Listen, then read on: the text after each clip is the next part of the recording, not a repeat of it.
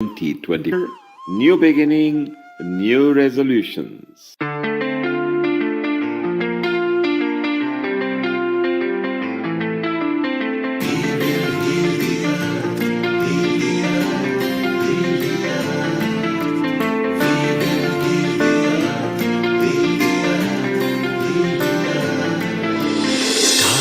They can tell you stories which are brighter than yesterday. The streets have never been so quiet. The squirrels found a new hideaway. Tomorrow will never be the same. There is so much hope in our hearts. Brick by brick we shall overcome and walk right into a new start. Welcome to the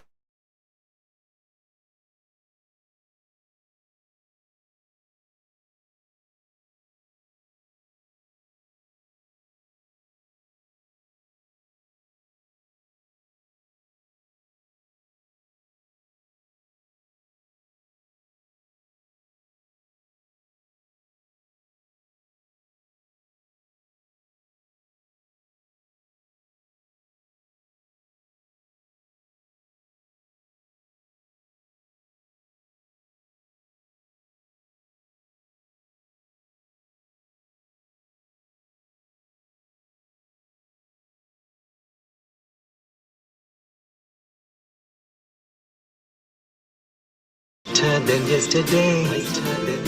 The streets have never been so quiet. The squirrels found a new hideaway. Tomorrow will never be the same. There is so much hope in our hearts. Brick by brick we shall overcome and walk right into a new start. Welcome to the brand new world. We're the children of our Mother Earth. Reach out your hands.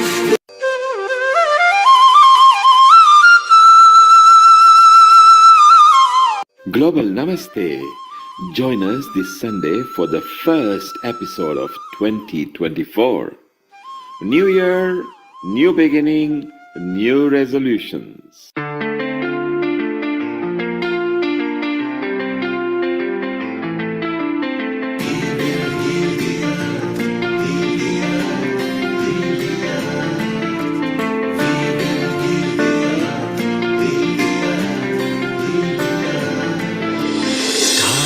They can tell you stories which are brighter than yesterday.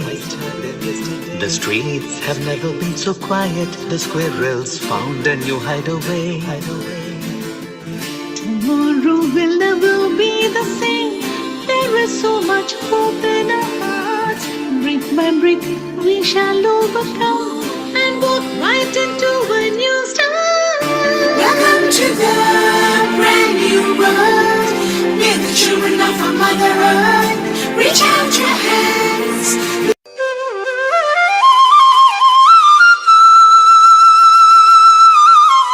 Global Namaste. Join us this Sunday for the first episode of 2024. New year, new beginning, new resolutions.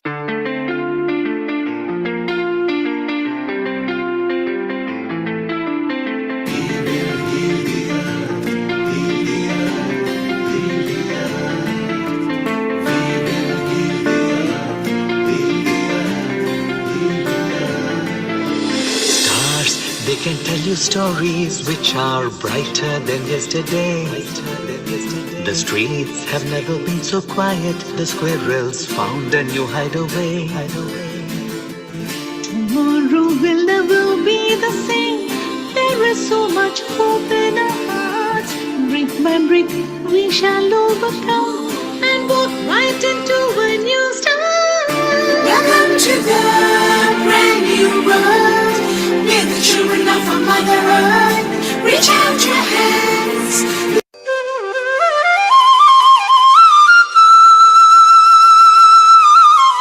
Global Namaste. Join us this Sunday for the first episode of 2024.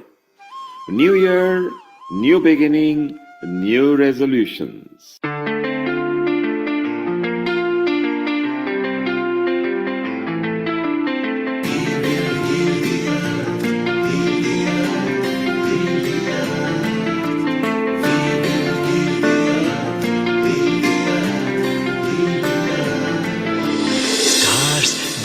you stories which are brighter than yesterday. The streets have never been so quiet. The squirrels found a new hideaway. Tomorrow will never be the same. There is so much hope in our hearts. Brick by brick, we shall overcome and walk right into a new start. Welcome to the brand new world. We're the children of our Mother Earth. Reach out your hands.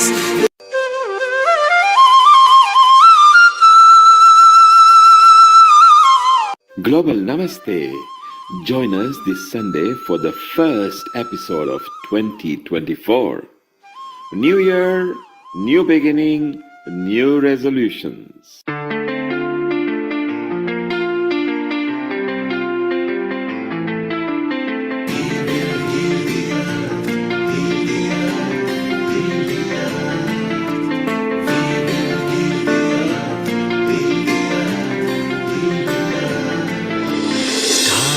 They can tell you stories which are brighter than yesterday.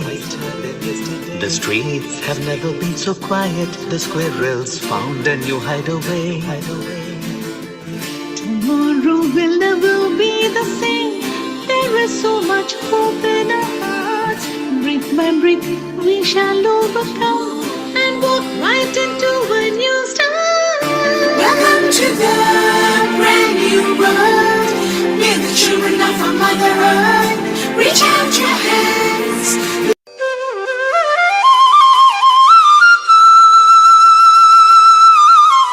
Global Namaste. Join us this Sunday for the first episode of 2024. New Year, new beginning, new resolutions. 10, 9, 8, 7, 6, 5, 4, 3, 2, 1. Global Namaste. A very warm good morning, good afternoon, and good evening to all our viewers of Healing Our Earth. Whichever place you are, wherever you are, I, Amrita Sharma, warmly welcome you to the first live stream episode at Healing Our Earth.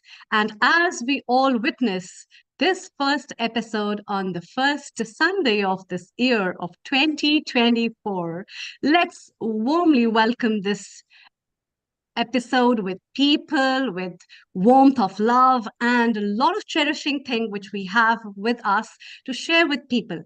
Today, in this episode, we'll be having special guests, some special invitees, as well as a lot of other people who will be here, and the lovers of Healing Our Earth who will be here to share with us their views and their opinions and their resolutions and tips. But before that, let's start off with the first prayer. As this earth is taking round of 366 days around the sun, let's all pray for the global peace and move on to cherish this year the whole time. I'll be taking up the Gayatri mantra. You can hold any of the mantras of your choice. Om Om Bhurbhuva Swaha Tatsaviturvarenyam Bhargo Devasya Dhimahi Dhiyo Vyo Na Prachodayam Om Bhurbhuva Swaha Tatsaviturvarenyam Bhargo Devasya Dhimahi Dhiyo Yo Na Prachodayam Om Bhurbhuva Swaha तत्सवितुर्वरेण्यं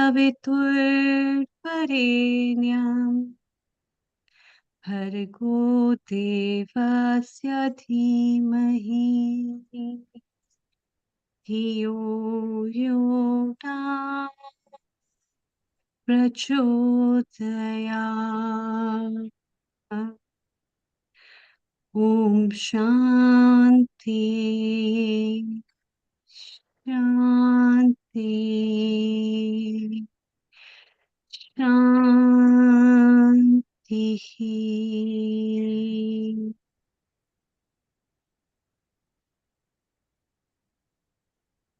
With these words of peace, let's all welcome this new year. As we all unfurl the new chapters in our life, the blank pages that we all will be scripting it with, let's script it with love, with warmth, with compassion, with kindness, and something new and good for humanity and well being, as well as for ourselves.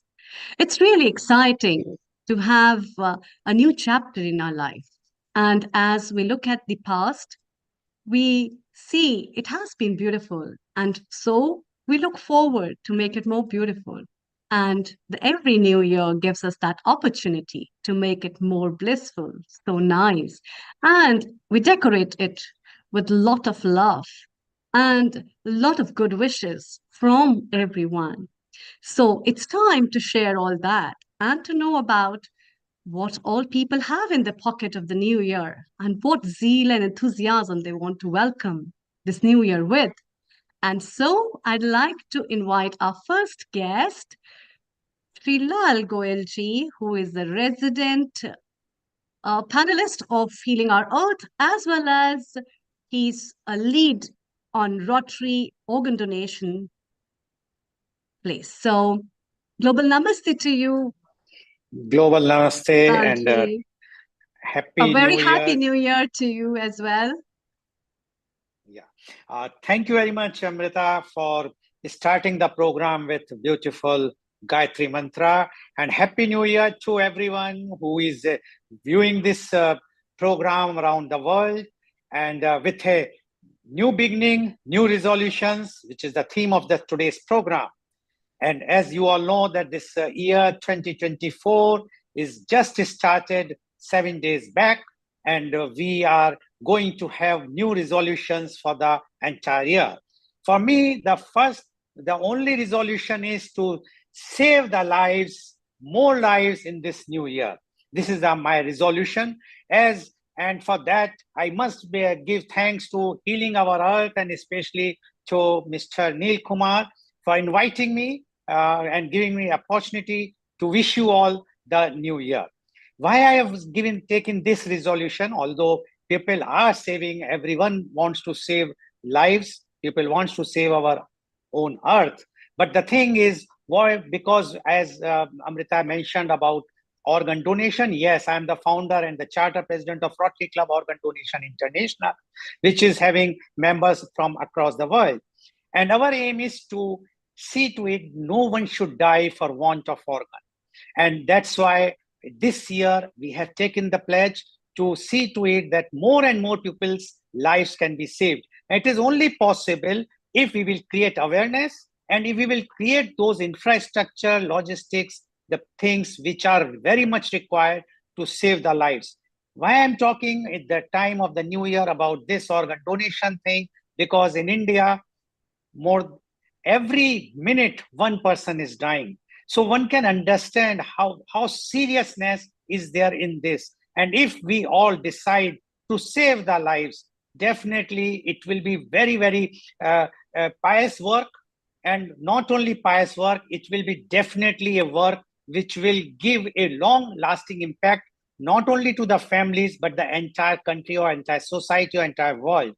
And that's why we have taken this pledge to see to it. And as you all know that when we are talking about healing our earth, there are so many things which is going to take place in this year and taking place. It's not like this, the developments are, and because of the social work, or the NGOs, the work which everyone is doing, including Healing Our Earth Society, when they are doing, people are now becoming more aware about not using the plastics, one-time use plastics, not using those things, throwing the garbage here and there, so that the earth can be saved.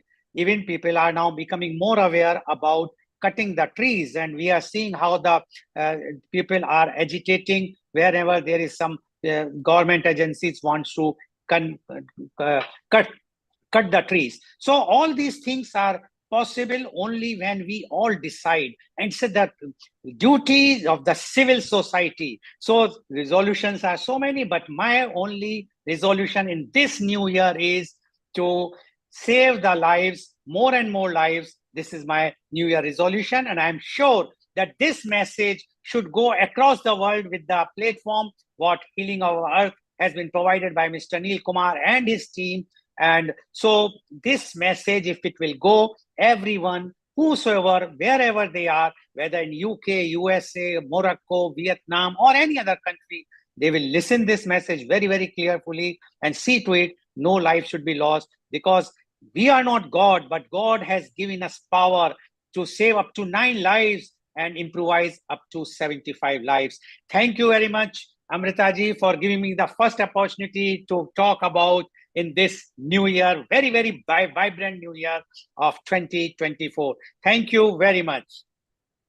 Thank you, Lalji. This has been really wonderful. You are already doing a very noble work, which is very important for humanity. And that is why all Healing Our Earth family wishes you a very good new year and the best wishes for your work. And I really hope people who listen to our episode every year will be really happy to know you, as well as the kind of beautiful work you are into it. So all our blessings and love for you, for your work. And we are always there to serve you and help you out for your noble cause. Thank you so much. You. And let's move from Lalji to Dhruv, who is at London right now. So very good afternoon and global namaste, Dhruv, who is our resident spiritual contributor, and he has a lot of things as well in his life which he keeps working with. And the spirituality, as far as I know him, has really empowered him and enhanced his life. And therefore, he is driven with those vibes of spiritual grace in his life. And let's know from him, what are your tips and what are your resolutions and what's your take? Before that, Dhruv, please tell me something about your childhood days. What made you very exciting about the New Year every year? What used to be? Thank you, Over to you. Amritaji. Global namaste to everyone, and thank you to Neil Bhai, Nishit Bhai, and the entire team at Healing Our Earth for the wonderful work you do. And my blessings and prayers to all for a very successful, healthy, and happy new year. So thank you, Amritaji, and a very good question. So when I was a child, and it's very much part of the resolutions which I'm going to talk about, to keep the child in us at all times, to never lose a child in us. And it's very, very important to do that. The sense of excitement when you see new things, when you observe new things, the sense of excitement when you have big festivals and events, we should never lose that in ourselves. So as a child, I always looked at the new year as a new beginning. It was a reminder that I was getting older, and I was excited as a child when I was getting older, because I was looking forward to driving a car when I was a child. Now that I'm older, I don't look forward to getting older, but I very much did when I was a child. So it was a sense of excitement that's going to be another year, another birthday as well. And I think it's a chance to kind of renew, a chance to reinvigorate, and a chance for new beginnings, and a lot of exciting transformations taking place all over the world this year. So lots to be excited about.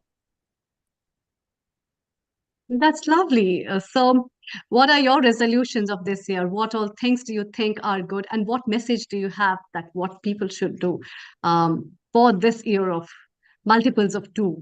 Over to you. Yes. Thank you. You see, in the Healing Earth, when it was started, there was a lot of kind of pain and suffering taking place in the world with COVID and the things and the wars going on. And Healing Our Earth started with this prayer. We did the Gayatri Mantra session, which you so beautifully recited, Amritaji. And those prayers have worked. Humanity is kind of healing in that direction. The earth is healing in that direction. and big transformations are taking place spiritually and else in other respects as well across the world. So it's very nice to see those positive transformations for the better. There's been a wonderful sessions that have taken place covering a number of different topics like healing our earth. For those, I covered more of the spiritual angle. So my session is going to focus more on the spiritual side. So I think kind of my resolutions for everyone for this year is we've I guess cured the illnesses of the world. Now it's time to heal the mind as well, healing the mind away from worry. And so the resolutions to become free from worry, the first one to become free from worry is aparigraha, which means non-possessiveness of material objects, but also learning to forget. So learn to forget, then you'll be freed from worry. So everything in our physical or mental memory is a karma. So instead of experiencing life, people are trying to record life. And the more things you remember, the more you worry. So the root reason why we worry is because we remember everything. For example, I raised my sister's son, I financed his education, sent him abroad to study. He got married to a girl there and he didn't even ask me or tell me about it. So the older sister's worried because she remembered all she did in the past for her nephew. She completed her responsibilities, so she should learn to forget them now, forget about it and throw it away. And those who forget can be freed from worry. So we talked about the child, like when I was a child. So do you ever see a small child worrying?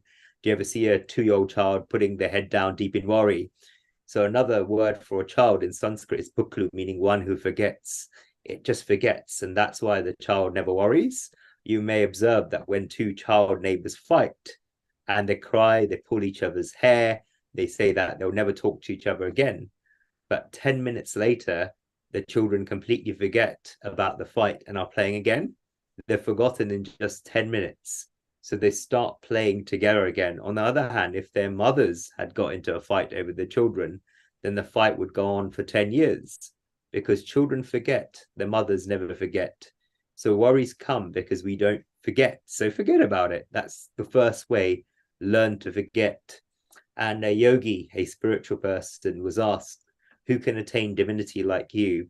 And the yogi replied, those who can be childlike. So remember, this is not childish, which is not good, but childlike, which is good. So anyone can be childish, even a 50-year-old person. Be like a child, as children are innocent and forget about things. They go back to the garden and forget about it. That is why they're free from worry. What is worry? Great personalities have defined worry as a thought without an action. When a thought is followed by an action and it's planning, they're not saying no to planning, but no to worry. The second way to become free from worry is practicing sattva, meaning to accept the reality and the facts. So the majority of us can't accept the reality and the facts, and that is why we worry. There's a true story of an incident that took place around 50 years ago. There was a woman at the age of around 34 living in a town who became a widow. So her husband died and she had 3 daughters. For any woman in that situation, it would have been like the sky has fallen on her head. So what could she do? She had no education or qualifications. Where could she go? Her husband was just an ordinary person and didn't leave behind a large bank balance. So all the savings he had left were lost in the medicine and operations to try and cure his illness. So the people in the community told her that we have wealthy people in Ahmedabad, Calcutta, so they go to them, they'll give you some money. They should give you enough to last your life. The woman decided that I will not hold my hand out to beg to anyone. Secondly, she accepted the fact that her husband had died, and therefore how much she would cry, her husband would never come back. She worried what she would do. So the divine always gives everyone at least one talent. The woman had a talent that she cooked very delicious food. She lived in a small town, so she left that place and moved to a big city nearby. She started a kitchen in the house with a restaurant service. I'm talking about the old restaurants, not the new ones. It was not such a big hotel, but a restaurant where people come in a certain situation. For example, when their wives couldn't cook on that particular day, were out of town, she would feed them. So eventually the publicity and fame of the restaurant grew so much that the wives that didn't used to come before also started coming as well because the food was so good. Before, she had to get vegetables from the market, cook them, prepare them, and feed the guests all on her own because the daughters were very young. But eventually her daughters growing up and started helping her, and customers kept growing. She saved the money and kept growing a business. Eventually she started a tiffin service Her daughters got older and she married them into good families in nice ways with their head held up high. She gave her daughters some of her wealth as well. So the woman is still there. And if any other woman falls in the same situation, she stands by them, tells them a story and helps them. Not only that, but she had her own spices in the stores because she has employees working at a restaurant. So she's become very famous in India. All this took time, around 30 years. But what if she gave up and started crying, feeling sorry for herself 30 years ago? What if she kept complaining about a situation of being alone with 3 children, with no money, no education or qualifications? She would have spent her whole life crying. Instead, she accepted the fact, and look what happened. Because she took actions, not only did she not have the time to worry, but she completely changed her situation around. So the person who accepts the reality has no reason to worry. Thirdly, santosh, contentment. Think of today, live in today, and there'll be no worries. The great thinker Ruskin kept a paperweight as death saying today. Someone asked him why he has this, and he replied, I live in today. There's no worries in today. People either worry about the past or the future, but there's no worries in today because today is where we can make the efforts. The person who's worrying about the past or the future is wasting his time today and hindering himself in the future. If you're looking to London but talking to Tokyo, you won't be able to see the thing in front of you. That's the state you put yourself in. So fair enough, you can learn from the experience of the past. So use them to help you in the present. Then we will shape the future in the correct way. So live in today. Fourth is brahmacharya, non-excessiveness. So you manage your time, then you won't be worried. So your time is a tool you must use. People are worried when they're in a hurry and thinking they haven't got enough time. What if they had planned in advance how their time would be allocated? Then they won't need to worry.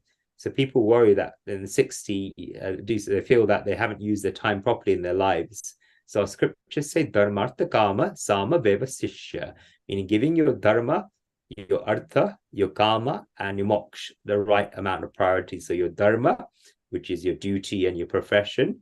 Then you have your artha, which is your resources. Then the kama, your worldly enjoyments, and the moksha, the spiritual practices. The problem is that we so get preoccupied with materialistic pursuits during the 16 hours we're awake, and we neglect spirituality, and we see the results of what happens in our lives. We worry and are depressed for 24 hours. Why? Because there's no proper time management.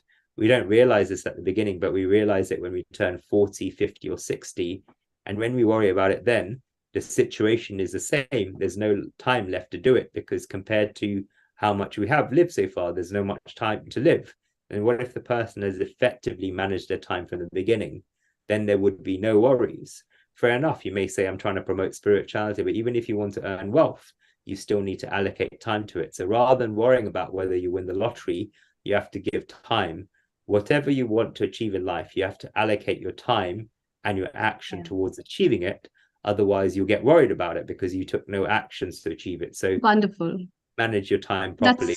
That's really wonderful, Dhruv. That's really wonderful. You've really talked about the real philosophies that work through which everyone can, I think, script a very beautiful chapter in their life as they walk through with the elements of yogic discipline that you have mentioned. And um, let's take all these elements together and work together for having a blissful life for everyone globally.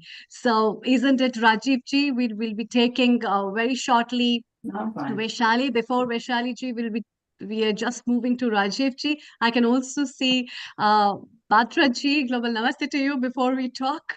So, yes, Global Namaste, Rajiv ji. What are your tips and resolutions for New Year, and what is your message for all the lovers of healing our earth? Over to you. Thank you. Thank you so much for having given me this opportunity. And I'm so glad that I'm part of the Healing Our Earth family. I have been associated for since almost beginning, and we have made significant difference. So first of all, such a commendation and respect to Nil Kumar for really pulling us all together. We are spiritually connected. We are so intricately connected. We understand each other and we work together and making difference on this earth, healing our earth, making the difference. My one of the big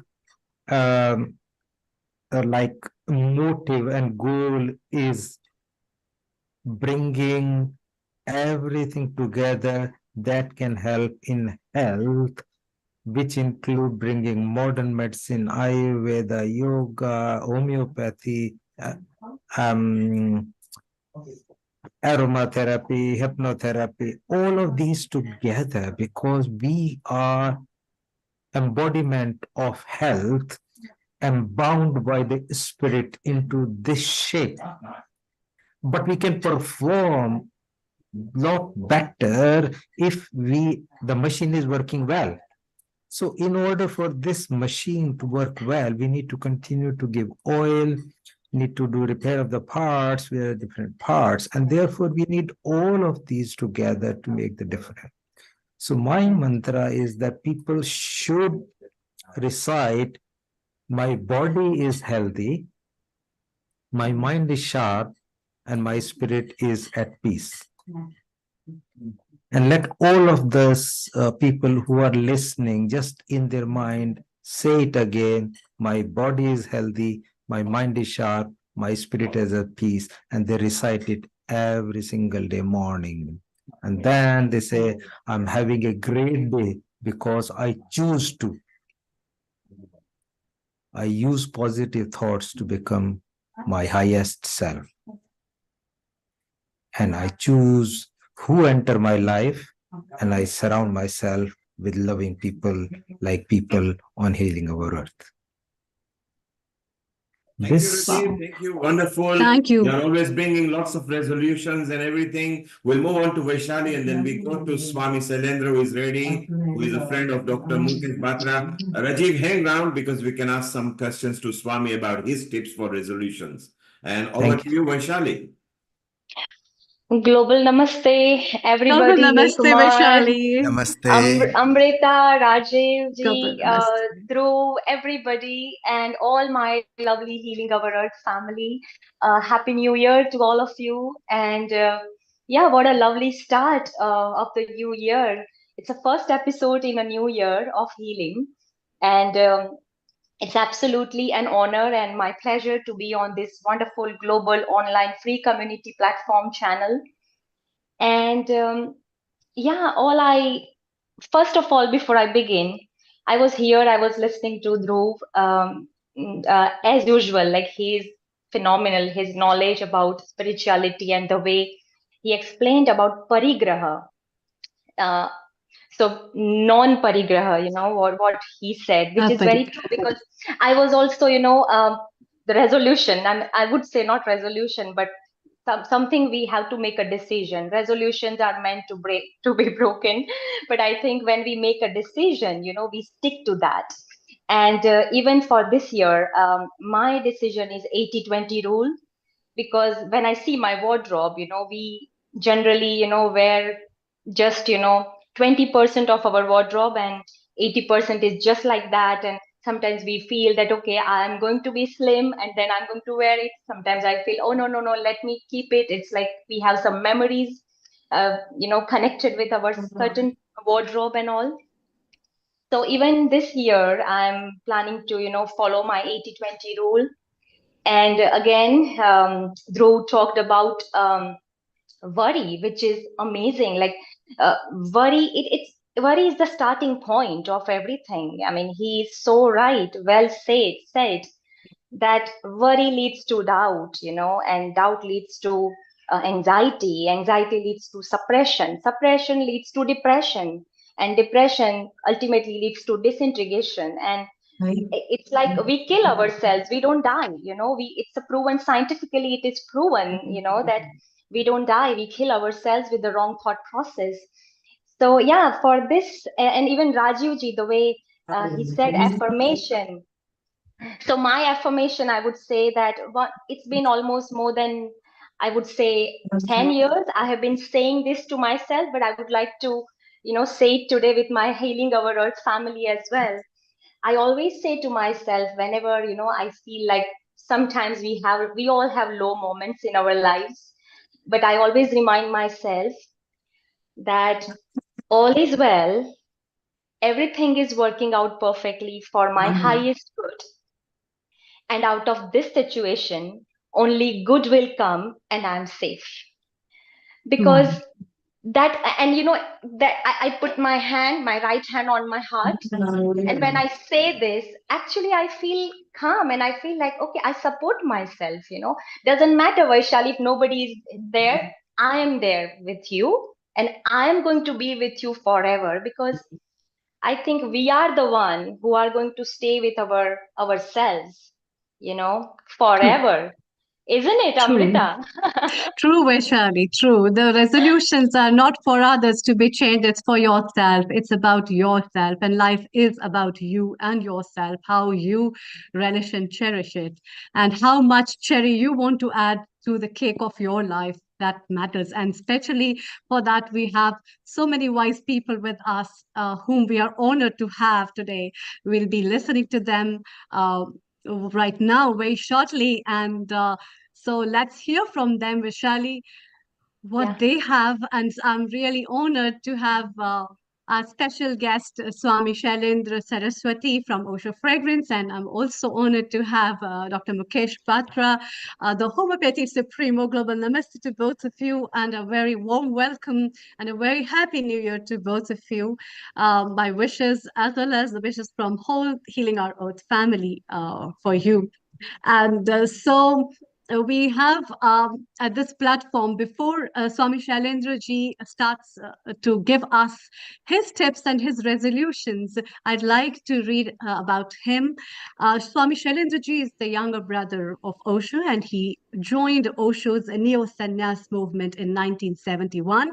He went to Rajneeshpuram, USA in 1981 and lived with Osho till 1985. And since then, he has been with Osho and delivered a lot of speeches, spiritual talks, and written books with the guidance and spiritual wisdom. And since 2019 onwards, his work has been taken a new vision and path in the form of Osho Fragrance, whereby the practice of all those techniques is being conducted, especially on which Osho has spoken, but was still not readily available for the masses. And a wonderful job he has been putting up through sharing his words from the wisdom of the great Osho. So, Batraji, let's welcome Swamiji, as he's your friend as well. So, two words from your side, and then we can take Swamiji's. I would also like to know, Swamiji, your little resolutions when you were a child about New Year and how excited you used to be, and what made you very excited about every New Year when you used to be a school child. So over to you, Batraji, first. Let's have your views with Shalendraji, and then we will take Shalendraji. Thank you so much. Global namaste to all, and thank you, Amrita, for having me here, and thank you, Neil, for this opportunity. And I'm blessed to be in the presence of Swamiji. He's not just my friend, but he's my guru as well, and I'm most grateful for all the blessings that I get from him. So thank you for being here.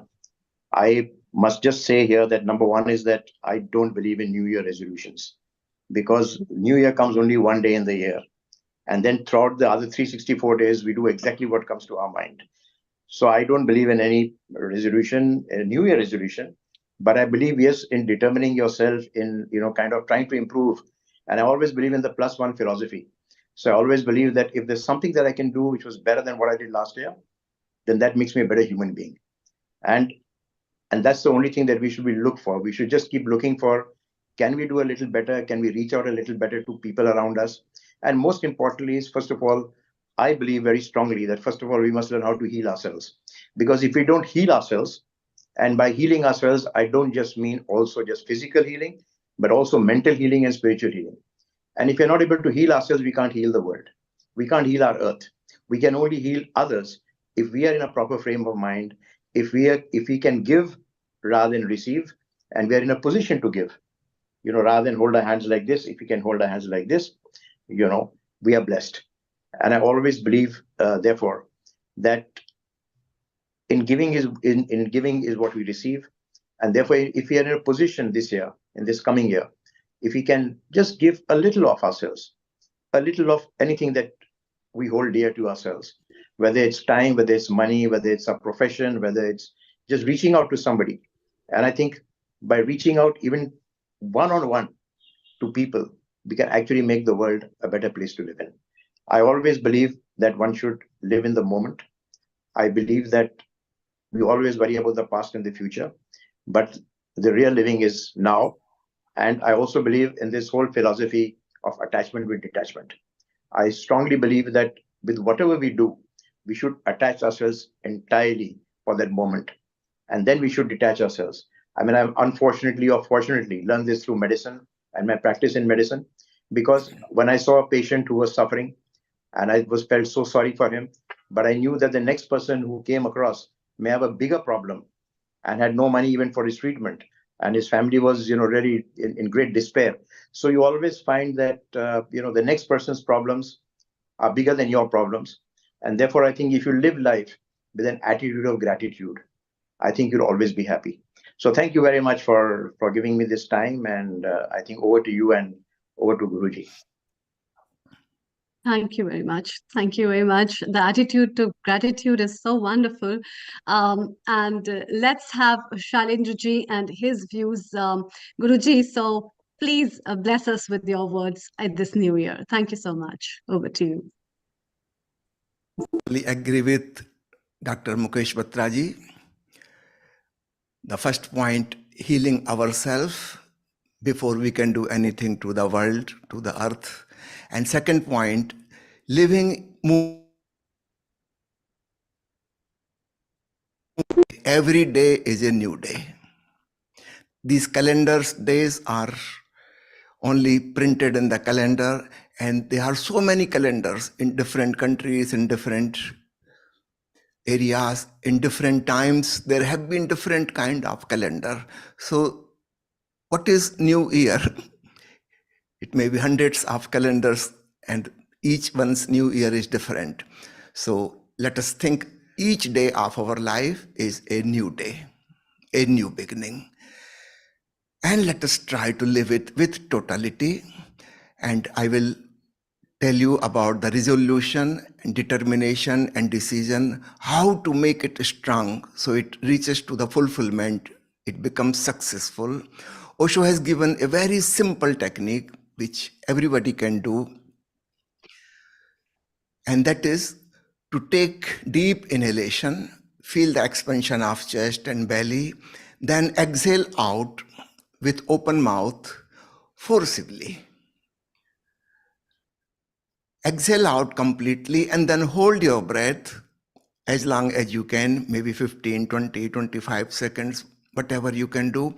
And then with closed eyes, keep on remembering the decision, the determination, the resolution, what you are going to make for today.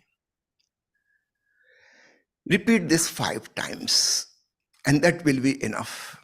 Particularly, this technique is very useful if it is practiced just before going to sleep in the night. How this technique works, I will tell you, it does wonder. Usually our mind is divided in 2 parts. About 12% of it is conscious mind and 88% is subconscious. Usually all our thinking process, our determination, our decision, resolution, they all happen only in the conscious mind, which is a small fragment, and it cannot win over the subconscious mind, which is almost 9 times bigger than the conscious mind. If we can spread the message of our decision to the whole mind, then we will be successful whatever we are trying to do. So this technique works in a very simple way. When we exhale out and hold our breath, now it is an emergency situation, a situation of life and death. Every fiber, every cell of the body is just wanting oxygen, oxygen, oxygen.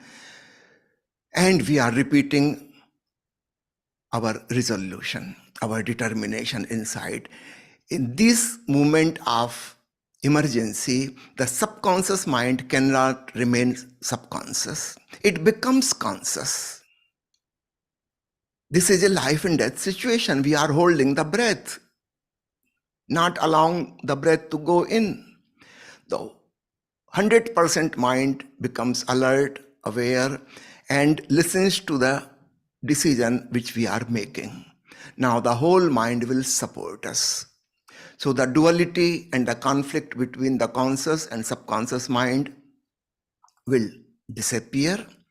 100% of the mind is united and supporting the decision. If we do this during night time, just before going to bed, 5 times, that will be sufficient, because when we are tired of the whole day activities, the conscious mind goes to sleep and the subconscious mind starts taking over. In the night, dreams are seen by the subconscious mind. The conscious mind is fast asleep, tired, exhausted. At that time, if we are doing this technique and repeating the resolution, whatever decision we are taking, it will spread into the night. It has entered into the subconscious layer and it will continue the whole night. So it is not only 5 times we have done, we are sleeping 6 hours or 8 hours. An undercurrent of that resolution will continue the whole night. The moment we get up, don't get up immediately. The moment you know you are awake, again do this 5 times. It will hardly take 3 minutes, not more than that. Again repeat. And this technique will do the wonder. Whatever you have decided, it is going to happen, because you are getting full support from the 100% of your mind. Otherwise, our subconscious mind cancels everything. There is a proverb that man proposes and God disposes. Something wrong in it. The conscious mind proposes, and the subconscious disposes it. So the conflict is within us. There is no God against us. It is our own mind. Unless we persuade this subconscious mind, we cannot be successful. So I will share this. I have used this for meditation, and I will request everyone to try at least for 10 days. And within 10 days, you will come to know you have become integrated. Your mind has become crystallized. A clarity is there. Nothing contradictory. And then all your energy start functioning in a harmonious way. And you become successful, whatever you have decided. Enough for today. Thank you very much.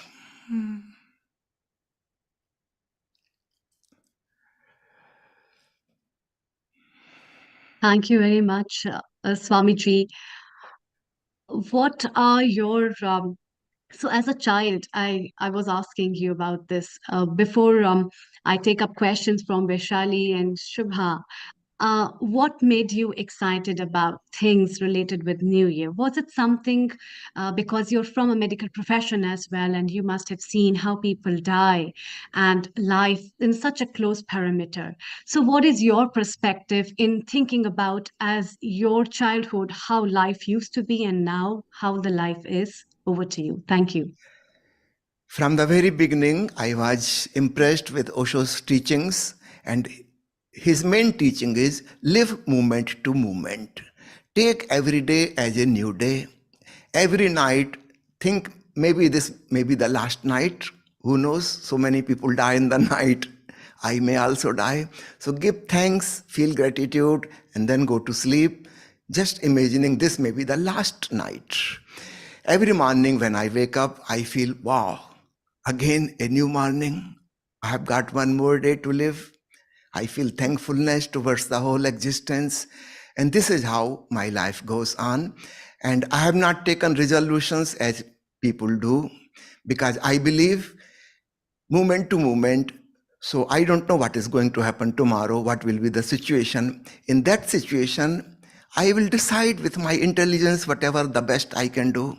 How can I decide beforehand? Because the future is unknown. So I usually do not decide about the future. I just flow with the river of life. Okay? Wonderful. Thank you. Thank you so much, Swamiji. So Vishali has a question for you. Please. Vishali, please ask, and then we move to Shubham. Over to you. Thank you. Sure. Global Namaste Swamiji. Namaskar Swamiji. Thank you, Amrita. And first of all, thank you so much, Swamiji, for sharing about subconscious mind and how our conscious mind and these two minds are working. And uh, my question is, I would say that most of the people, when we talk about conscious mind and subconscious mind, and so how would we make someone aware about their own thoughts? Because I feel that it all starts with the awareness, because so many times people are not even aware of their own state of mind. So my question is, how would we make ourselves or others aware about their own state of mind in order to go beyond, in order to go further, and to analyze or evaluate our own thought process? Because nobody has seen the mind. Mind is not something that it's like, have we seen God? We can't draw God, right? So it's like a mind. So would you please put some light on this, Swamiji? Thank you very much. Over to you. Very important question. It is difficult to observe the thinking process because it is very subtle. It is not an objective reality. As we see things outside, the mental world is abstract. It is more like air, not something solid. So we cannot start from there. If we want to practice awareness, we have to start from the gross world, from the outside world, particularly our physical existence, movements of the body, eating, drinking, taking shower, changing clothes, walking, whatever you are doing with your physical body, try to become aware of it. Be a watcher, as if you are watching from a distance. The body is someone else and you are watching. Within 2 or 3 months, you will be able to manage this. Then the next step comes. Now you can start watching the mental world, the mind. We are, as a human being, a psychosomatic complex. The outside is body, the inside is mind. Outside is gross, the inside is very subtle. So we have started from the gross, now we can enter into the subtle world. Start watching the thought process. And remember, thoughts are not yours. This feeling will make you detached from the thinking process. If I think these are my thoughts, then I'm attached to them, I'm identified with them, then I cannot watch them as a witness. A witness has not to be attached with whatever is happening. The witness has to be at a distance. Just imagine if you are looking at the mirror and your eyes and eyebrows are touching the mirror, your nose is touching the mirror, you won't be able to see your face in the mirror. There has to be little distance. Only then you will be able to watch the face. Similarly, our identification with the thinking process, that these are my thoughts, these are my imaginations, my memories, my ambitions, whatever, if it is my, then I am too much close to it, attached. I cannot watch it. I have to have a distance, and for that, I have to remember these are not mine. When I was born, I didn't know any language. I knew no words. Everything is given by others, by parents, from family, from the school, from the teachers, from the books, or WhatsApp, or internet, or Google, whatever. I have gathered things from outside, and those things are moving inside. These are not mine. This feeling that thoughts are not mine makes you a distant watcher. Now you can watch the thinking process. And as you start watching, thoughts start becoming less and less and less. Finally, there comes a state of thoughtless awareness. That's what we call going beyond the mind. This awareness, this witnessing consciousness has nothing to do with body, nothing to do with the mind. This is beyond all. This is pure awareness. So please remember, start watching, start becoming aware from the physical, then enter into the mental world. After a few months, you will be able to watch the inner spiritual world. So these are the three layers: physical, mental, and spiritual. Finally, we reach to the spiritual, where only pure awareness is there. No thinking, no emotion, no feeling, nothing. Okay. Thank you so much, Swamiji. Thank you very much for such a wonderful explanation about three bodies and like you said, mental and spiritual and physical world. Thank you so much. Namaskar. Thank you. Over to you, Amrita ji. Thank you. Um, thank you, Vaishali ji. Shubha ji, what question do you have for our Swamiji? Thank you. Namaste, Swamiji. I Namaste. think it's an absolute pleasure to be in conversation with you because I've been a big reader of Osho, and it seems like this is my first time in this particular group, and I get to meet you, and I think it's one of the most fortunate thing. Thank you very much. My question is, this last 10 years, a decade, there's been so much of changes happening at an extraordinary speed and velocity. And people have not been able to kind of, get hold of what is happening around them. So because we have been slightly into spirituality, understanding and teaching and imparting, so we could handle it to a little extent, but we could see people around us crumbling down. And now, as things are getting back to normal, how do we bring back faith in people? Because usually what happens is people come to wellness, I mean, the alternate healing and spirituality, only when they are in a very, very disappointed state. That's the only time. And at that time, even when you say something, they are not able to sometimes, take in the information, and sometimes it becomes a waste. So how do we recreate the old faith in spirituality, in teachings? Because people don't read anymore. They're only listening to 1,000 things at the same time, and they're confused. So how do we recreate faith in people in the original, very simple language of spirituality? Very nice question, very important. All these phases of crisis give us a challenge, and we have to find and discover something new, how to handle with it. So let us take it as a challenge. Now, the old kind of religions are not going to be useful in the future. This much is very much certain. The prayers and the God in the sky, the Creator, all those philosophical ideas have become out of date. In a way, these critical situations have proved it that our past, particularly about the spirituality and religion, is not of any use. We have to find something new. And that's what Osho has given us in very, very simple words. Only two things: awareness and lovingness. If we can practice these, there is no need of God, no need of heaven and hell, no need of any holy scriptures. Try to be more aware, more conscious in day-to-day activity, and be more loving. That's all spirituality teaches us.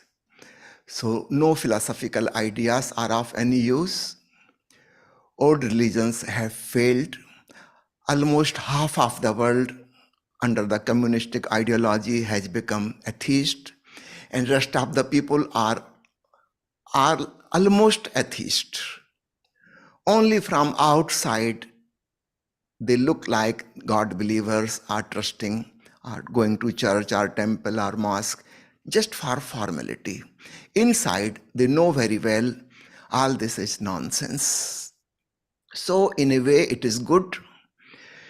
This fast changing world, the critical situations we have passed through have given us a clarity what is useful and what is not useful.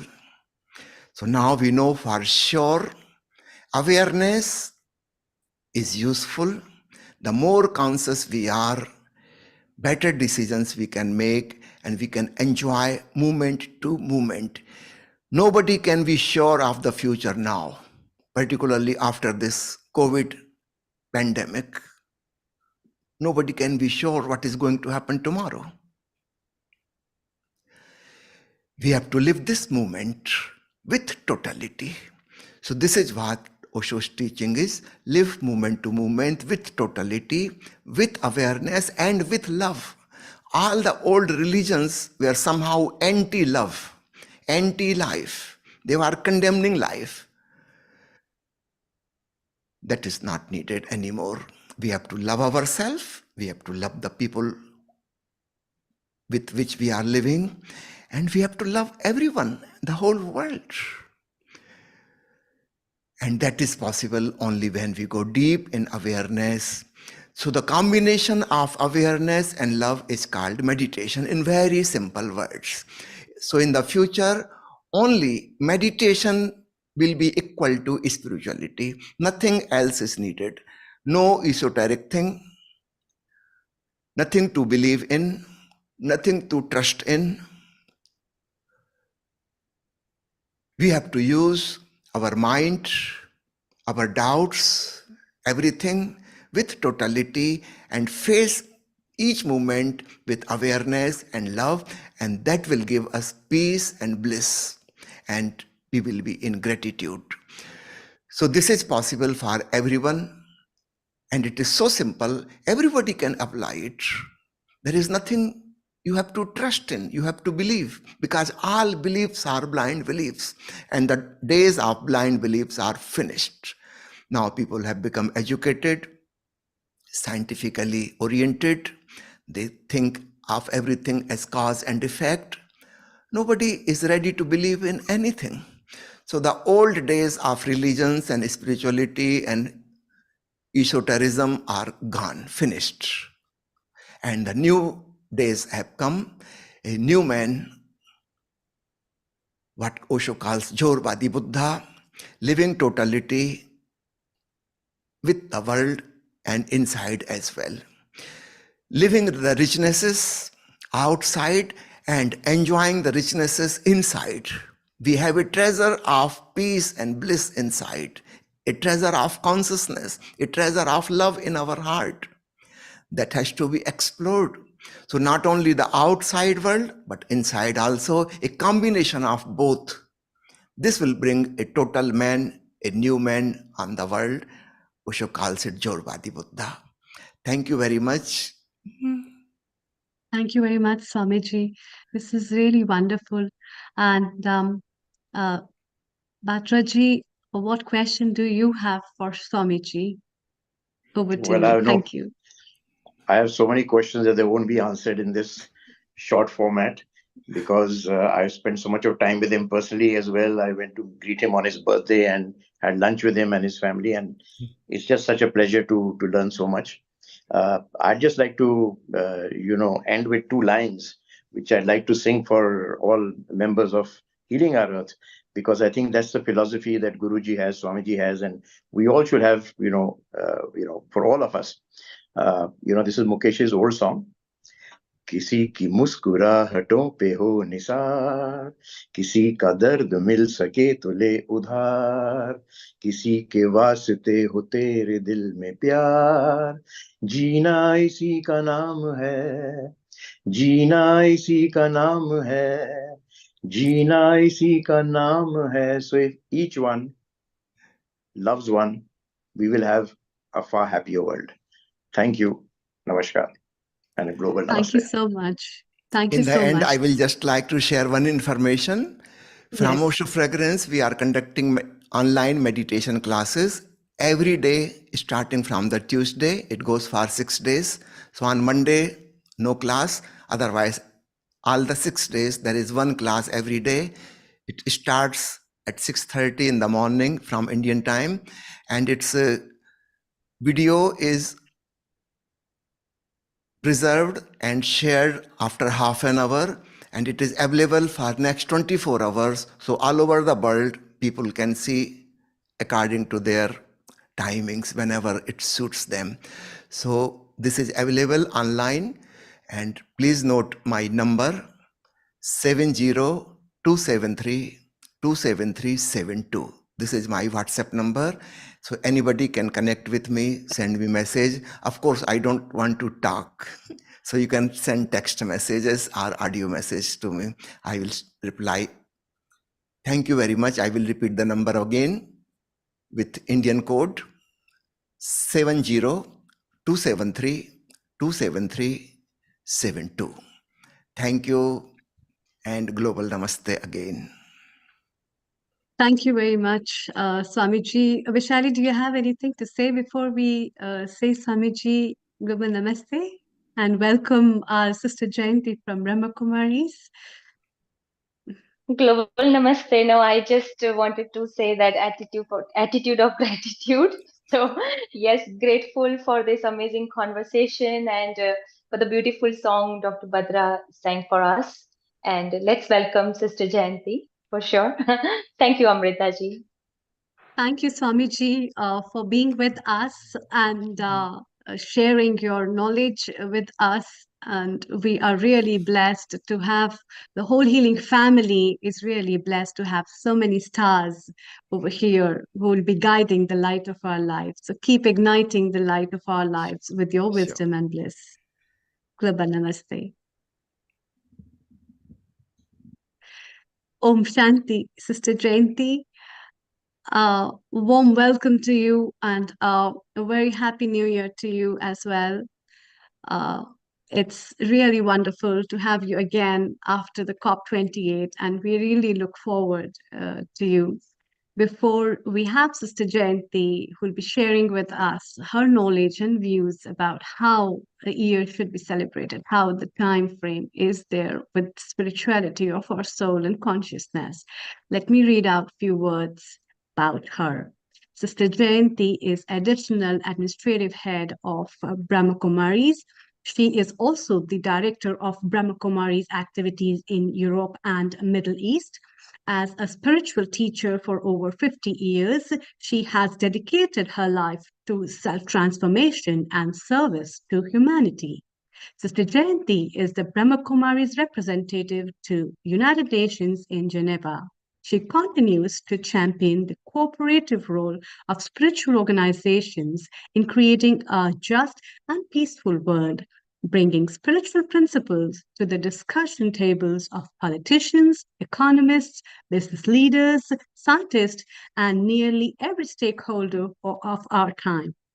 Sister Jayanti sees the erosion of spiritual values as the underlying cause of the crisis the world is facing today. May it be a health, may it be global warming. Brahma Kumaris is an international non-government organization of United Nations accredited with the general consultative status with Economic and Social Council. So, warm welcome and Om Shanti to you, Sister Jayanti. We are really pleased to have you. And please share with us your thoughts for so many viewers who are ready and waiting to listen to you as well. Om Shanti. Global Namaste and Om Shanti to the Healing Our Earth team, but also to all the participants at this program. It's a pleasure to join you at this time of the new year. We are still very much into the first week of the new year, so greetings for a new year filled with God's blessings and all that you hope for, I hope it comes true. And I'd like to share a very simple message to remember 3 dots. That's it, 3 dots. And what I mean by that is, 1 is a dot that represents I, the inner being, the soul, a point of light. And the second, the highest, is the supreme being, again, just a point of light. And the third is this world drama, this unlimited play that's unfolding in front of our eyes, and we're all actors playing our role within this unlimited drama. And so that's the third dot. And for the new year, I hope that each of these different aspects will be part of our lives every single day. The first one, can I make time for myself? Nowadays, people talk a lot about me time, but are they talking about it on an external level? Well, probably, usually they are. But I think that for those of us who are on this program, we're also deeply aware of the spiritual consciousness and the nature of life through spirituality. And so we understand that it's important to nurture this inner being, this point of light that I truly am.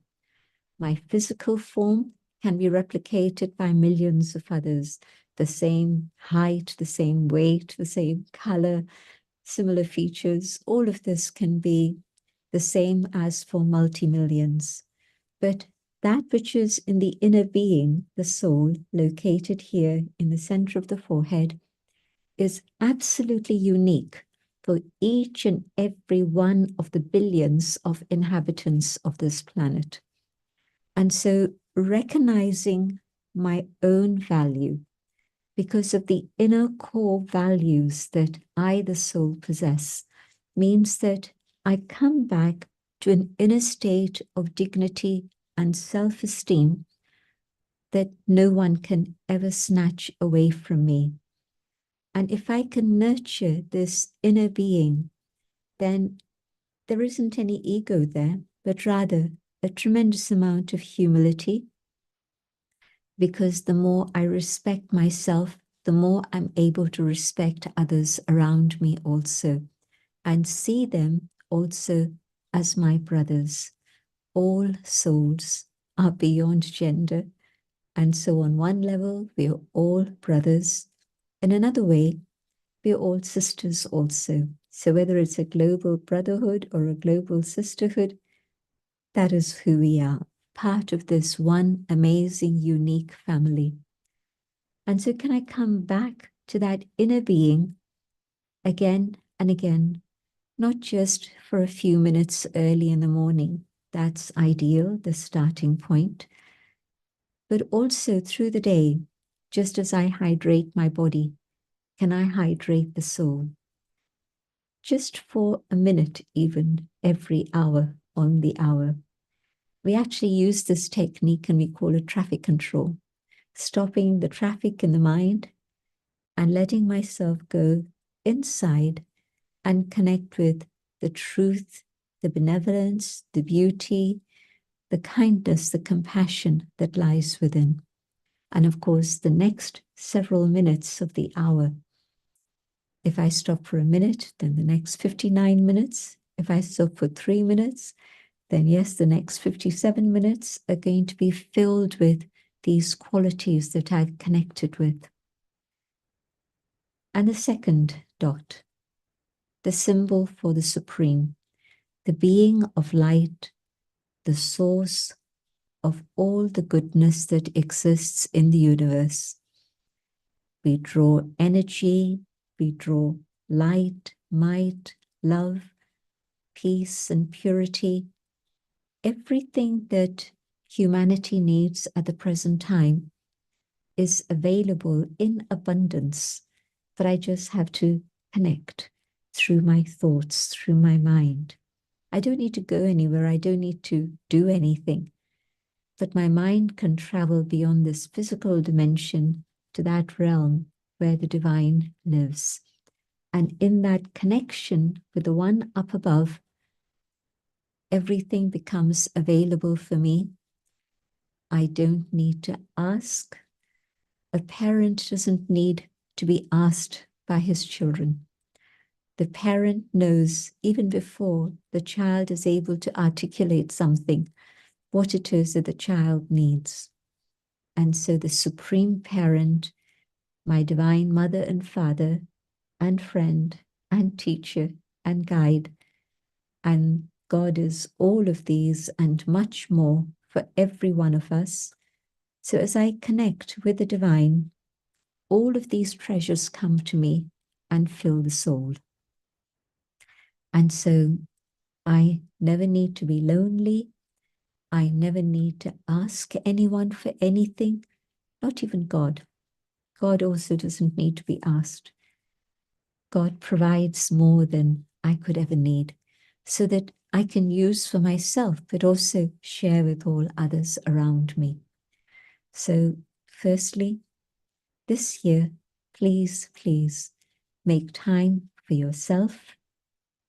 Second, make time to be with the one above, so that God becomes an integral part of your life, not something for once a week or once a day, but just as when you love someone, they're with you, and you might be in one place, they might be in another place, but they're very much with you. And so that one being who's able to give unlimited love and is filled with total understanding of my needs and compassion for all my imperfections and mistakes, doesn't see any of these things as absolutely non-judgmental. So connecting with the one doesn't take long, just a few minutes each day. And the third dot, maybe this is the one that's the most challenging, because as we see the scenes of drama unfold, what we are witnessing is scenes of horror, of sadness, of terror. There are many things going on in the world that I don't need to mention. You know them all. But what is my response to all of this? Can I be a detached observer, come back here, connect with the divine, the dot, connecting with the dot, but also understanding that this is the world that we have created. But now, with the help of the divine, as we transform ourselves, we can be instruments to create a better world for all. There's a season for everything, and we're told that there's a golden age, a silver age, the copper age, and the iron age. So Satyug, Treta, Dwapur, Kali Yuga, there's a lot of definitions in all these terms. But the critical point that we're at now is a transition point between the end of Kali Yuga and the beginning of Satyug, between the darkest night and the beautiful day that lies ahead. It's a long shot in terms of belief, but as you understand things more and more deeply on the path of spirituality, you understand that there is significance in everything. And if I learn to put a full stop to the questions of why, what, if, but, and just simply know that each step of the drama is filled with significance, but with God's support and God's help, I can make sense of what's going on, but also my response will be a positive contribution to carry all of us together. We're all in this together, and all of us can move forward, supporting each other, cooperating with each other to create a better world for all. So this is the challenge of the moment, but it's also the opportunity, an amazing opportunity for humanity to come together and create a better world. And so let me be able to put a dot, a full stop to the 1,000 questions that are draining my energy, and just have the courage and the faith to know that there's a better world ahead. But today, I can transform myself and make a positive contribution for a better world. So remember the 3 dots, easy. Sometimes the self, sometimes this one above, sometimes drama. But maybe you remember all 3 of them. And that's the best of all.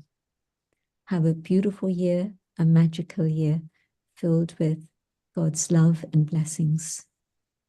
Thank you for the opportunity to be with you all, and a global namaste. Global namaste. That was so nice. The 3 dots are so important, Sister Jayanti ji.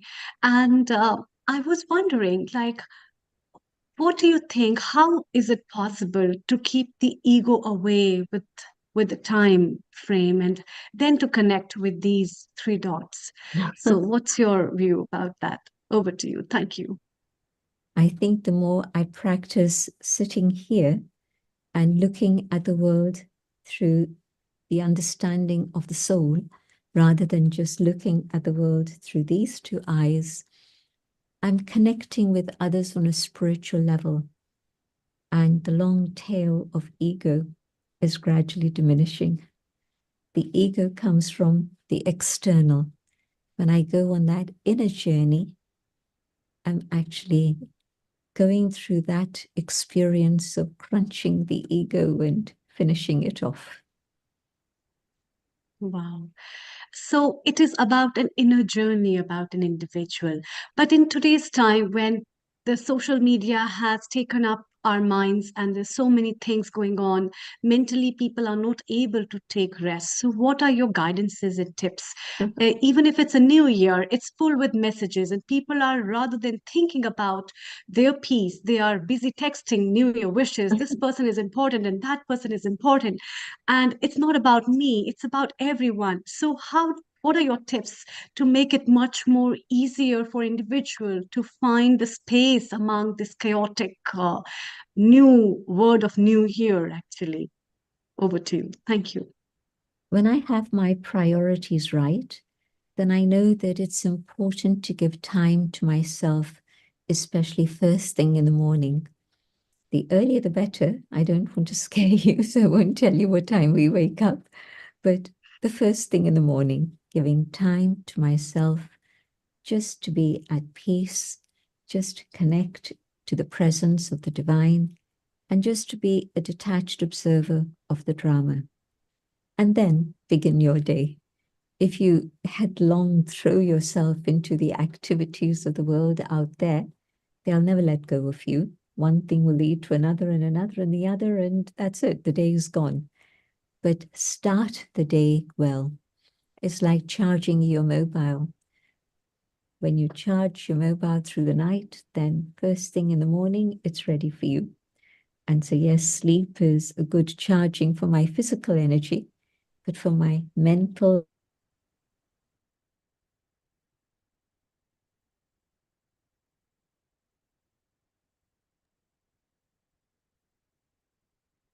Yeah, that's really very important to charge our batteries, which I think gets driven off very soon, and we discharge them in uneven situations and unknown times.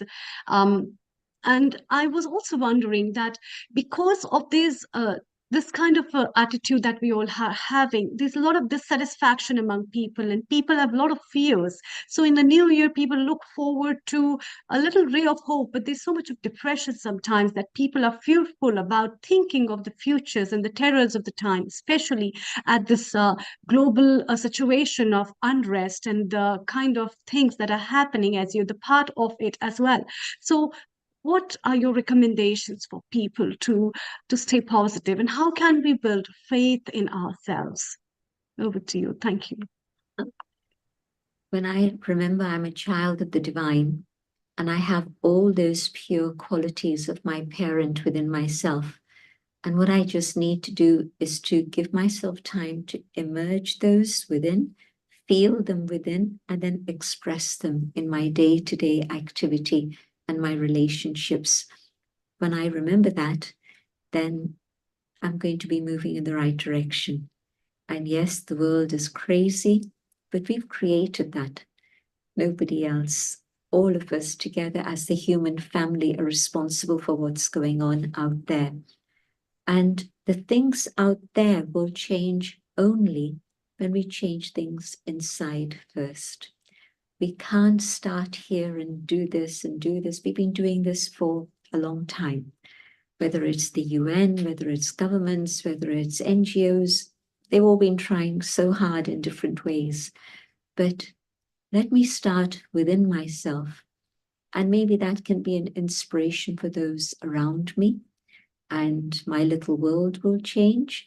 But each one of those individuals who are being transformed will carry that same journey out to others. You know, when you throw a pebble in the pond, can you measure how far the ripples are going to spread? They keep spreading further and further. And so one individual's transformation can impact a huge number, 100, maybe a few more than that, maybe thousands even. I know the founder, Brahma Baba, started the transformation of that one individual has reached 120 countries, one individual, and just in the space of 80 something years. So it doesn't even take a long time, but transformation can happen very quickly. Just change the mindset and there's a transformation happening outside and you see it happen. Wow, that's very nice. And can we have a short meditation from your side, and then we take Anil Kumar's comments. So please, a small meditation for all of us. Thank you so much. Sure. Well, thank you for your questions. I'm sure they must have been the thoughts that many others have also had, so I hope it's been helpful. So just sit comfortably and go on an inner journey. I look at myself and I see the inner being, the star shining in the center of the forehead. And the light is the light of spirituality, of awareness, of consciousness, aware of myself. I connect with the divine, the source. And from the ocean of love, waves of love reach the soul. And the love heals the trauma and the wounds that I carry from the past.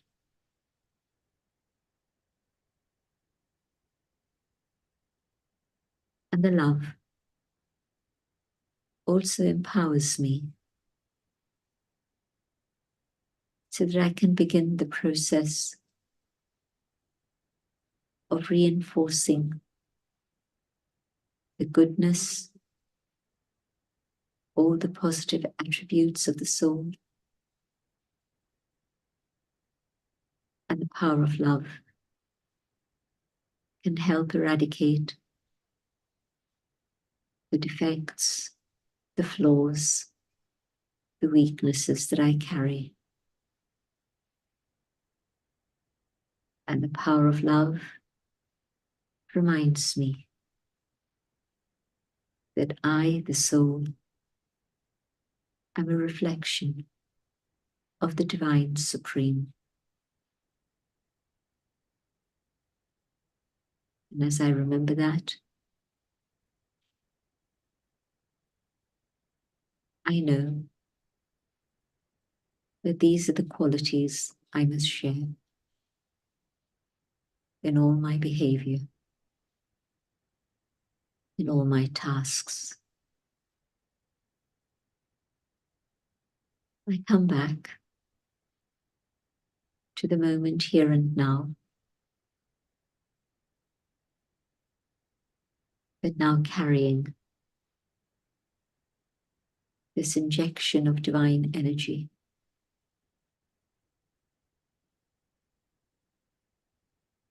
Om Shanti.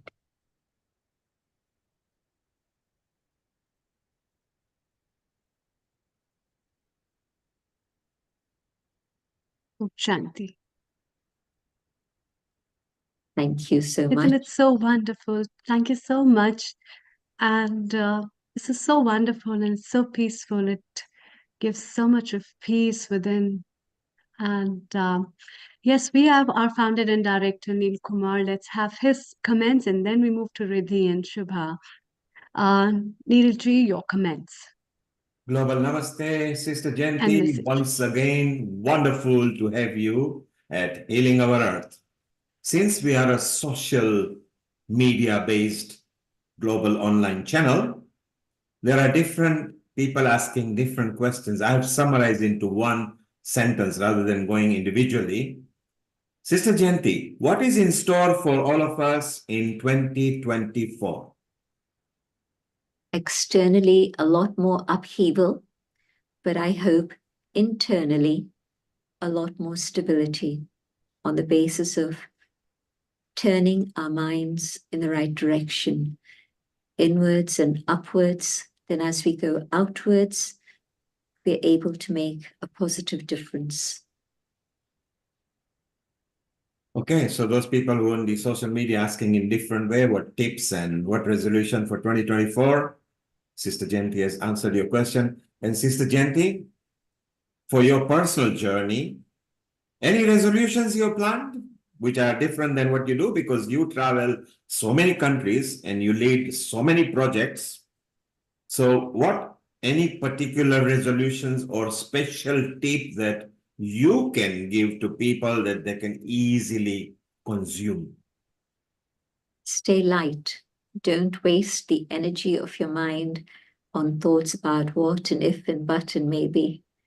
Just be silent and still and connect above, and the proper guidance of what you need to do will happen, and you'll know the direction you need to go in. And so a lot of time and energy is saved. So there you are, Sister Janti says, stay light. I think what she's trying to say is don't manifest situations. Don't worry about things that has not happened as yet. When it happens, maybe we can worry and find a solution. And every problem is an opportunity for a solution for humanity. Sister Janti, thank you on behalf of everybody at Healing Our Earth. And once again, Happy New Year to you and everybody at Brahma Kumaris. Thank you so much, and a global namaste to you and the whole team and all the participants. Om Shanti. Om Om Shanti. Shanti. Thank you so much, Sister Janti. So Sister Janti is ever always cool. You always see her cool, her calmness that rubs onto a lot of people. The amount of traveling she does, the contributions she gives to the humanity, it's so amazing. True. And Yeah. shortly we'll be moving on to Hansa, and our Riddhi is here as well. And our Chitana Patwari from India is here as well. So it'll be nice to ask everybody what their thoughts are. And Subha, who is here for the first time from Kenya. Subha, what did you think of Sister Janti and her tips or her suggestions for us? Over to you, Subha. Unmute yourself. I think global namaste to everyone first. Thank you, Amrita, and thank you, Neelji, everyone for having me here. It was an absolute pleasure to be here. First of all, I think she kind of answered all the questions we had in just two answers and the meditation. I think all three of them kind of summarized what we need to do. It's very simple, and not complicating things. As she said, travel light and create positive ripples and charge your batteries at night. Yes. That's, I think, nothing more and nothing less. It's as simple as that, and hopefully we are all able to do that. And that is my wish for everyone. And I hope that we can impart this to other people as well, because this has been my problem for some time, that for the last couple of years, I have not been sharing my, not that I have a lot of knowledge, but whatever little knowledge I have, I've not been sharing. And you know how they say that, knowledge shared is double power. So, I mean, it's important that whatever we think that, a pebble dropped in the ocean doesn't make a difference. But no, that's not how it is. A pebble that you drop in the ocean does create a ripple. And that we have to remember. And if we can remember that, then we will not stop ourselves from, contributing to the world a little bit more than what we are right now. I mean, we can get disappointed. We are just humans. I mean, we're not saints. And we do get disappointed and we retreat, and we say, okay, I don't think my contribution will make any difference to the world. But that's not how it works, I think. And this is like what she said today is actually reiterates what I've been thinking. And I've also been coming out now more, and I've been kind of coming back to what I was maybe 3-4 years back, slowly coming back and, thinking, no, I can't sit like this. I have to be a part of the main community and contribute much more than I am doing right now. Thank you, Subha. And Subha is there in East Africa, in Kenya. We've got the next contributor from here, Hansa, who writes lots of books, and she has got some very exciting books that she has written. She'll tell us, but she'll also share her resolutions, her tips, what she knows. And then we'll move to India, to our Jitendra ji, who is expert in various subjects, but he's also very dynamic in daily approaches of the technology. He's always up to date. So I think maybe we'll have a nice panel chat with each other over here. And then Riddhi, who is also part of our yoga producer team and also contributor to Healing Our Earth. We've got our Rajiv Gupta, who is our health episode producer, who is out and about. So it'll be nice to have a panel chat. And so, Amrita, let's move on to Hansa, who has got tips, and then we bring in Riddhi, who can interact, and we go to India. So we come back to UK, leave East Africa behind, and we'll go back to India. So over to you, Amrita. Thank you. Thank you, Neil Kumar. Thank you so much. And it's lovely because of the healing families together, and people share the wise things and the gestures and the happiness. And it's so warm to welcome everyone in this new Sunday of the year. So Global Namaste, Hansa ji. How have you been? And I can see a lot of wonderful things in the books around you. So what's the pack for the new year that you hold for the world to spread? Over to you. Please share. Thank you. Global namaste to everybody, Neil, Bhai, Amrita, and everybody. I feel so nice and light after Sister Jayanti's input. She's absolutely amazing, and she's so calm, and her voice is so calming. And I just feel so good and at peace after her talk. And I don't think I can quite follow that, with what she said. But as I say in all my books, I write books about well-being, and my latest book was about living sustainably. And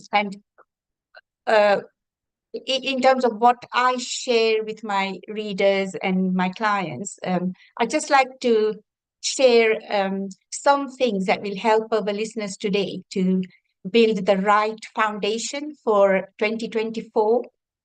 So the first resolution would be to start with a clean heart, because you can't really start another journey and another year when you've got all the rubbish that's not cleared up from the previous year.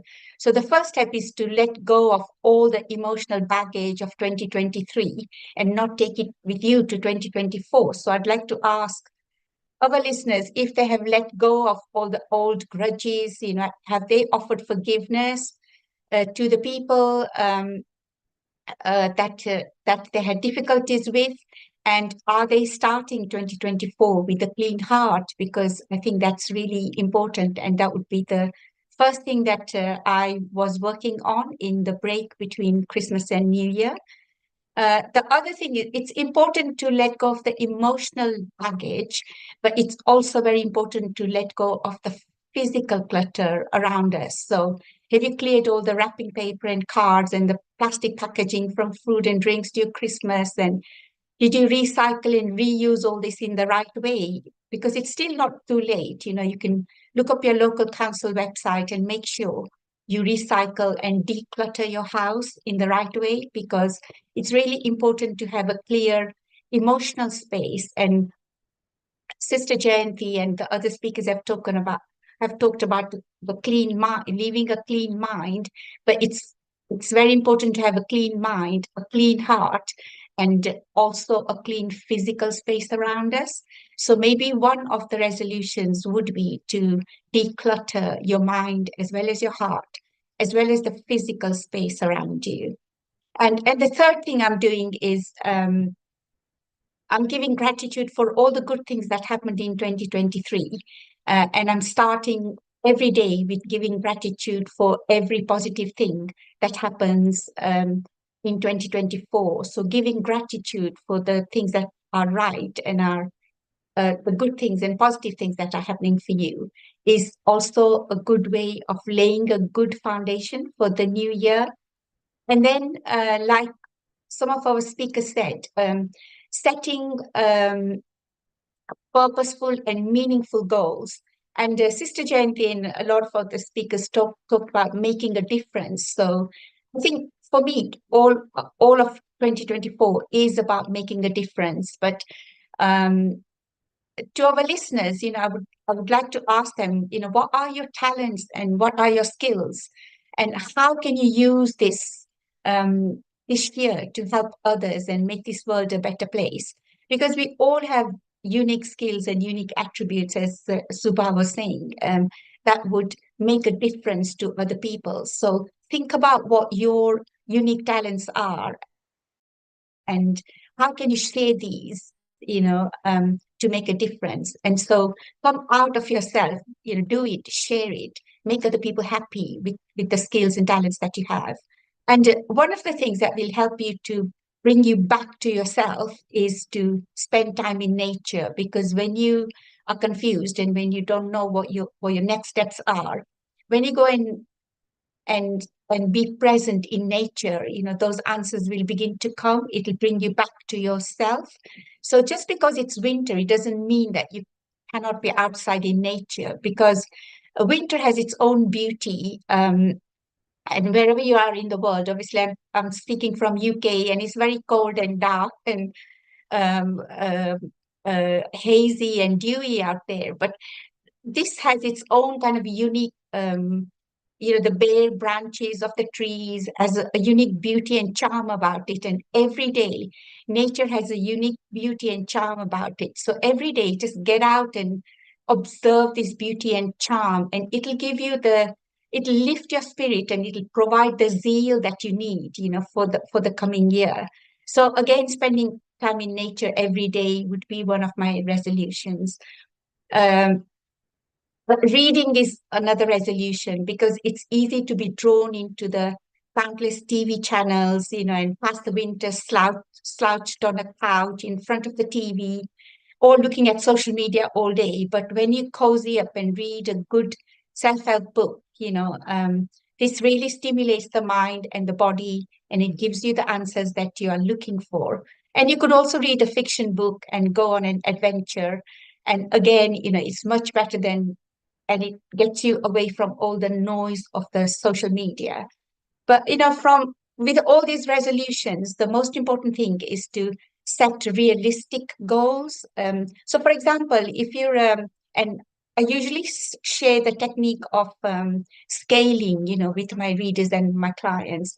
And this is a very simple technique. So, for example, if one of the goals that and resolutions you're setting this year is that you are going to live sustainably, then it's not going to happen overnight. So if living sustainably fully is your end goal, and so at the moment you're on 0 and living sustainably is your number 10, then just think about what your number 1 would be. So what would be the first step you would take towards meeting that goal or that resolution?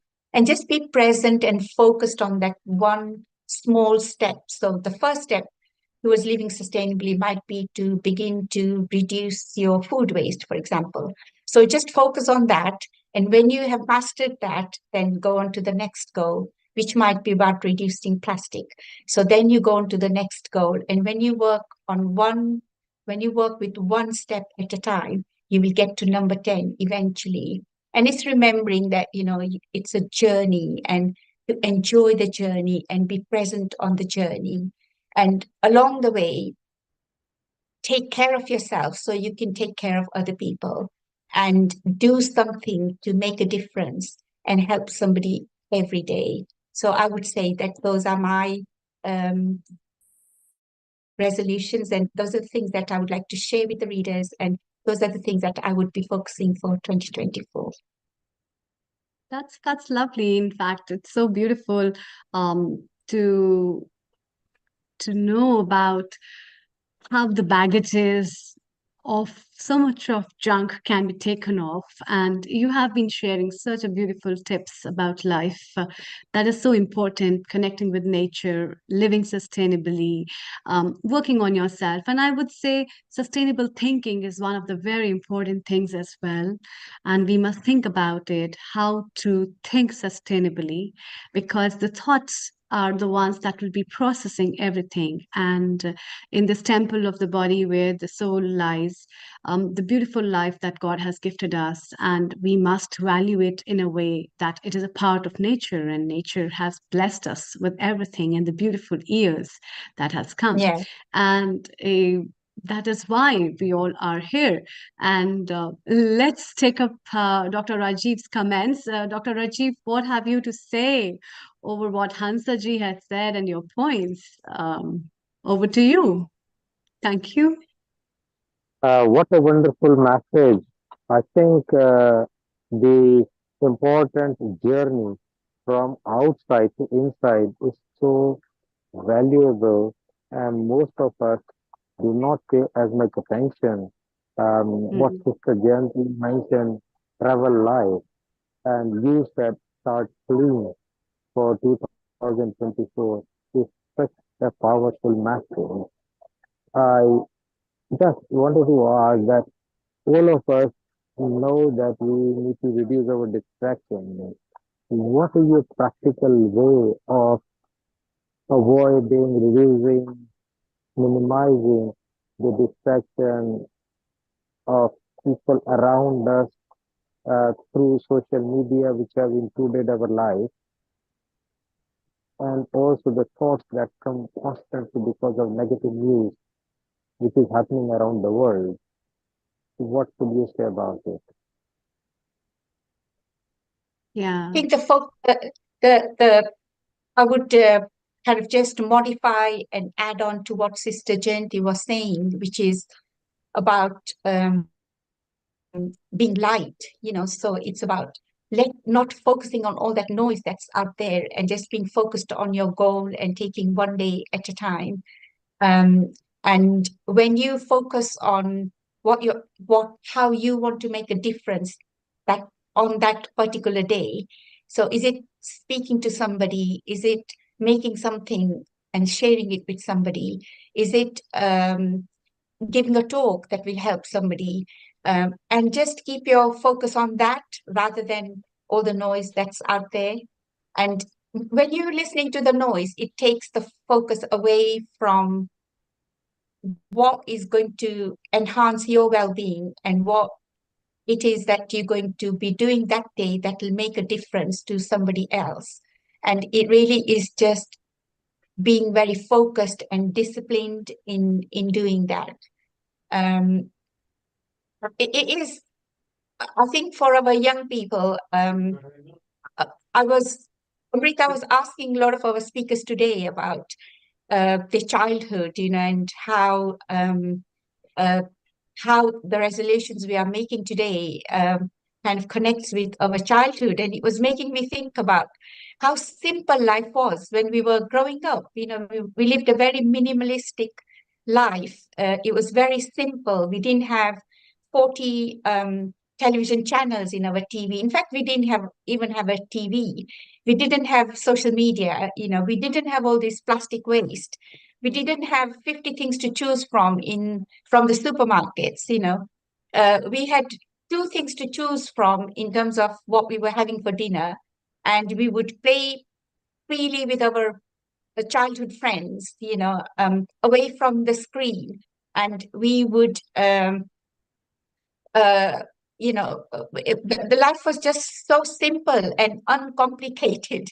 And one of my resolutions and the last book that I wrote is about actually going this full circle and going back to that very minimalistic, simple life, and with the neo liberal culture and the culture of capitalism at the moment that our children are growing up with, it's really, really difficult to encourage them to live this minimalistic life. And I think that's something that I would be focusing on, just that the importance of living a minimalistic, simple life away from all this clutter, whether it's mental clutter or whether it's physical clutter or whether it's plastic clutter or all this waste. And it's just about coming back to basics and just living a very simple life, simple thoughts, simple actions, and simple simplicity around you. And the less you uncomplicate life, the more you're able to do for yourself and the more you're able to do for other people. I totally agree, Hansaji.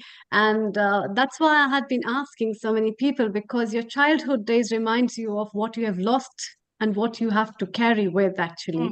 And when I had been looking at my childhood days, what made me more excited about the new year was not the new year. More than that was my granny's holidays. So I had to have fun time with my granny, what she's going to cook and how we're going to have a celebration with my cousins, and what gift of New Year we are going to get. So might it be a small pencil or a pencil box or a tiffin or a lunch box or a water bottle or a new bag or anything, something which is new in my life, for that would make me excited about, wow, this New Year I'm going to use this and I'm making a full use of it, actually.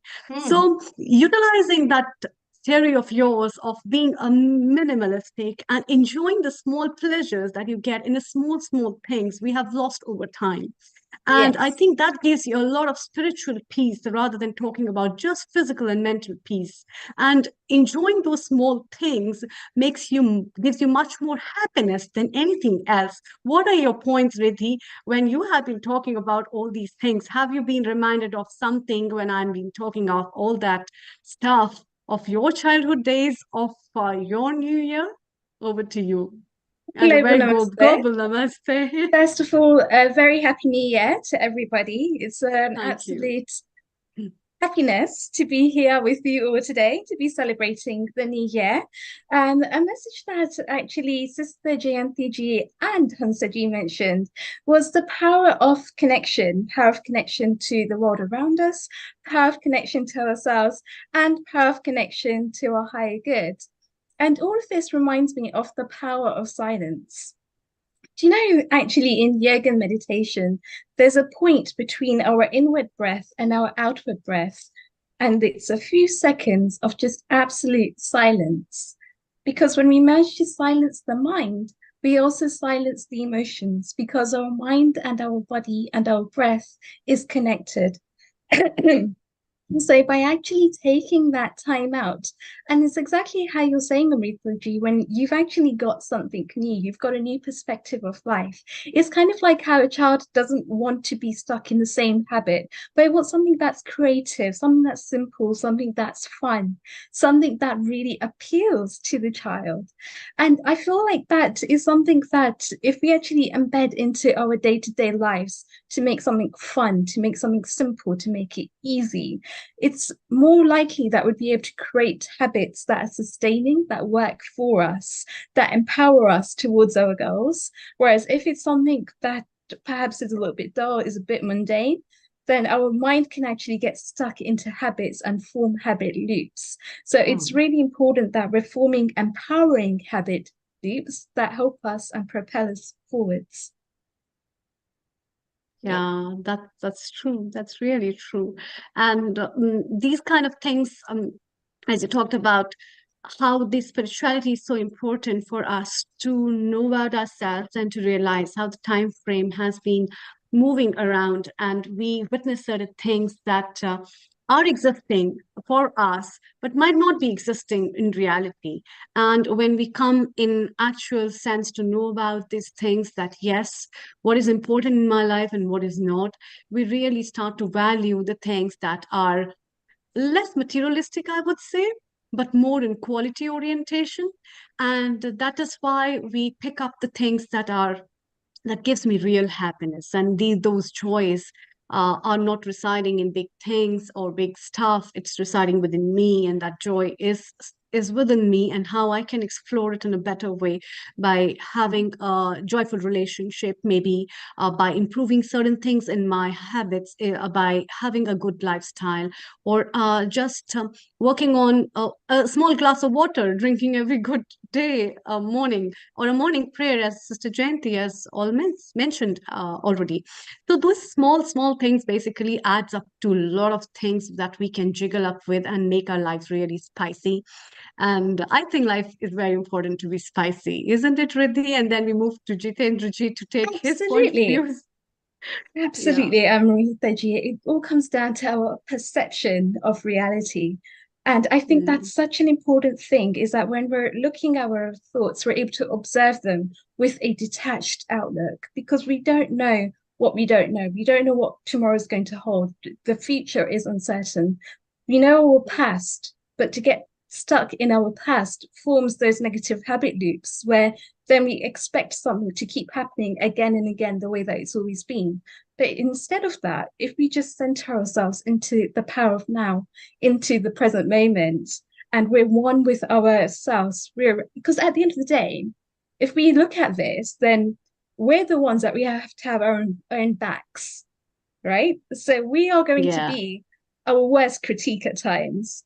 But instead of being our worst critique, what if we could flip the switch and become our best friends? Yeah. What do you say, Hansaji, before we take Jitendra ji's view? Absolutely. I say to all my clients, before you can look after other people, you have to look after yourself.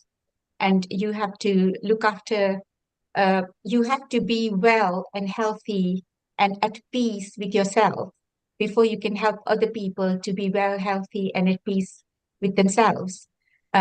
So that time that you give to yourself to address your inner world as well as your outer world is really, really important. And so, and it's not selfish to take this time out of the day. In fact, it is selfish when you don't take this time out of your day, because if you don't take care of yourself, think about the quality of care that you would be giving to other people. It's not going to be very good, is it? But if you're happy and light and at peace with yourself, the care that you give and the difference you're able to make to other people is going to be much, much better and much better quality. A person who's tired and who's not slept for days and is irritated and is not happy and is in pain is not going to be much good to somebody, are they? But somebody who's at peace with themselves, who's calm, somebody like Sister Jayanti, somebody who is at peace, and looks internally and allows all that inner wisdom to arise and enlighten themselves is going to be much better at helping other people and making this world a better place. Thank you, Hansa. Stay around. We will still chit-chat other. And thank you, Amrita. You can take a bit of break. Riddhi, welcome as a new host. And Jitendra, we come to you to India because you've got multifaceted knowledge and talent. What are your tips and resolutions? Over to you, Riddhi and Jitendra, and then we'll have Nora later. So, global namaste, Jitenji. Welcome to Healing Our Earth. It's an absolute pleasure to have you here. And I know that with meditations, you're no stranger to actually being able to go inwards, to having that inward sense of awareness. It's not just about what's above us or what's beneath us or what's outside of us, but it's the reality that we're creating for ourselves. And that is something that you do so beautifully through Kundalini meditations and through the whole world, that as you see it through the nadis and the chakras. I think so often for somebody that's just coming into this world doesn't quite know the intricacies and the details behind these things, but actually the inside world, I think anyway, is actually more important than the outer world. What's your view on that? Very true. Inside world is more important. And global namaste, first of all, to everyone. Thank you for inviting me. And before I come to other points, one of my resolutions was to, even otherwise I don't have a habit to complain, but one of my resolutions was to reduce the complaints to the minimum. I am breaking that resolution today and starting with a complaint here. Whatever I wanted to speak, the earlier speakers have already spoken. So my first complaint is, all those points were in my mind regarding this lighter thing and clutter and subconscious mind and conscious mind, because all the subjects are very close to my heart and they have been spoken. But anyway, it's just a But kidding. Jitendraji, that's from their perspective, and you have a unique perspective on this from your angle of Kundalini meditation, from your angle of chakras and nadis, and we very much look forward to hearing more about your resolutions and what you have planned for 2024. Yeah, actually resolutions and affirmations are a daily thing for me because I'm teaching that also, affirmations and all those things in my seminars and other things. But yet, when the year is changing, at least slightly you are out of the comfort zone. Everywhere you are writing 2023. Now you have to write 2024. You have to remember for certain days. Even on a check, you have to remember for certain days that's 2024. So slightly you are out of the comfort zone. So that the time when we can take a resolution or we can go for some other changes also. So the resolution is as such, it was an affirmation I can say, it was a confirmation I can say. First of all, to heal yourself thoroughly, self. In every way, physical, emotional, spiritual, right? Whatever has remained, it has to be done first. And then the second part is obviously to help others in whatever way it's possible, to heal others by whatever talent you have got. Everyone has got a different talent. Your set will be different, my set will be different, Nilkumar's set will be different. So in whatever way we can do that, to do that first. And so automatically the third part, healing the earth, will be taken care of, because ultimately the earth is inhabited by us only, me and you and others. So if they are healed to some extent, even then a lot of changes will be coming. We talk a lot about meditation and deep breathing. I would like to mention one point. As such, you all are into this field, so you may be knowing, but some of the listeners who may not be aware that once we start meditating, then automatically the breathing slows down for permanent and sizably. Sizably to the extent that generally a person breathing cycle is 16 breaths in a minute. 16 breathe. Inhale, exhale, plus gaps. It can come down to as low as 3 or 4. I'm telling by my self experience. So medically, if the cycle is shorter than 10, then it's considered a critical situation and the doctor will directly hospitalize you. But the cycle will be slower than that. Anybody who is meditating regularly can do one practice. Every morning one should, after 5-10 minutes of waking up, not immediately because that will not be the correct situation, should find out in 1 minute what is the breathing. What will happen? Suppose my breathing is generally 3 or between 3 and 4 every day. And even if it is 6, though it's very much acceptable, but even if it is 6 tomorrow, that means something is wrong, which I need to correct today. So we'll have that awareness. Meditation is ultimately awareness, right? So that awareness will come. So that practice should be implemented. It's my suggestion, my humble suggestion to everyone to consider, to measure the number of breaths per minute every morning and the pulse rate, both, right? Secondly, you are talking about chakra, and I'm not going into detail because as the subject is very close to my heart and I have already written Chakra Sanhita, which is being translated in many other languages. So if I'll start talking about that, it will be too long, for which we don't have the time right now. But I would like to mention that ultimately the entire life, right from birth, I would go further, right from the time of conception till death, it is within 7 chakras only. Physical, only 3 parts of life are there. One is physical, second is mental, and third is spiritual. Mind, body, and spirit. All the 3 are totally covered by 7 chakras. And scientifically also there are a lot of proofs. One of the points was there in between. Somebody asked, I don't remember exactly, but somebody asked that, I think that, I'm sorry, I forgot the name, that Kenya lady, that how to convince, or maybe Amrita asked, how to convince the people for meditation when the people are so materialistic.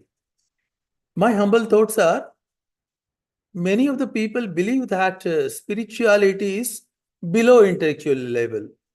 In fact, where the intellectual level, what we call intellectual level, when that ends, then the spirituality starts. So we should combine science and spirituality. Bridging science and spirituality, that will be the perfect way to bring new people and particularly youngsters into meditation. And as Swami Shailendra Saraswati ji said, meditation is the ultimate spirituality, it is the ultimate way.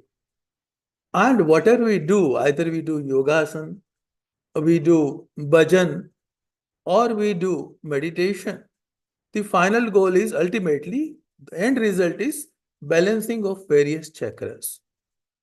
So, spirituality, psychology, science, all should be clubbed together.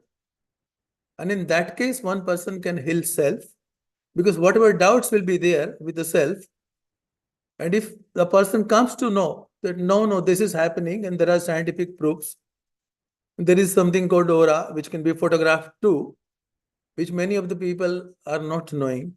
Many are knowing, but so many are yet not knowing that there is something like aura or that can be photographed, or what are the implications of aura, people don't know. So they will first start believing it. And then when they will start something like color therapy, yoga, mudra, affirmation, visualization, sound therapy, There are so many other things. It's not necessary that only through meditation chakras can be held, right? Or can be balanced. So they will start taking, and once the advantages are there, and it's said that once a person reaches to the level when the navel chakra is balanced, solar plexus is balanced, then automatically the feeling comes to spread the message to others. So it will be for the benefit of the entire humanity, finally. As far as I said, psychology, a very famous psychological psychosomatic instrument is there. It's called Johari windows. That every person is divided into 4 parts. Every mature person, I'm not talking about a kid. Every person is divided into 4 parts. One part is an open part, something about me, which I know, others also know. Second part is a hidden part for me, covered part, about my peculiarities, my nature, my dressing sense, my typicalities in speaking, my walking style. So many things can be there, which I may not be aware, but the others will be observing and they will be knowing it. If a person takes a feedback, a person is open to the feedback, then that part can be improved. So the overall quality of a person will improve. And spiritually, that means the person's ego is that much down, that at least he is ready to ask for a feedback and to accept that. Of course, after evaluating, after taking feedback from 2-3 persons, it's not necessary that your feedback is always true for me, but at least it should give me a thought. Third portion is secret portion. Only I know, nobody else knows. Every mature person has something which is hidden within the self only. No one else knows. At least there will be a bigger or smaller portion, but there is a portion. And the bigger the portion is there, the internal pressure is higher. It is said that women are very sensitive, but yet the heart attack is always with males because they don't speak out. While women are free to share, they can share. And so the heart attacks are more with men. So we should have someone where we can share the things. That is also a spiritual part that shows your openness. So that openness, that psychological part should be added. First was an open part, second was the hidden part, third was a secret part, and fourth is something totally blind, something about me which neither you know nor I know. That means my hidden capacities, my hidden strengths. Suppose I can speak good, but I never tried that. Suppose I can sing good, but I always was singing in my shower room only. I never came out. And then one day in a party, somebody compelled me to sing, and then all of a sudden loud applause was there. And I could come to know that my voice is good. And then I tried that these capacities came out. So we should try to explore such opportunities. And that means you have the courage for that. Everything is affecting certain chakras. I'm not going into details, but everything is affecting certain chakras. So fantastic, Chaitendraji. So I'd love to know what you're actually going to be implementing for 2024. Pardon? I'd love to know what you're actually going to be implementing for 2024. My own goal, at least I have to write 6 books this year.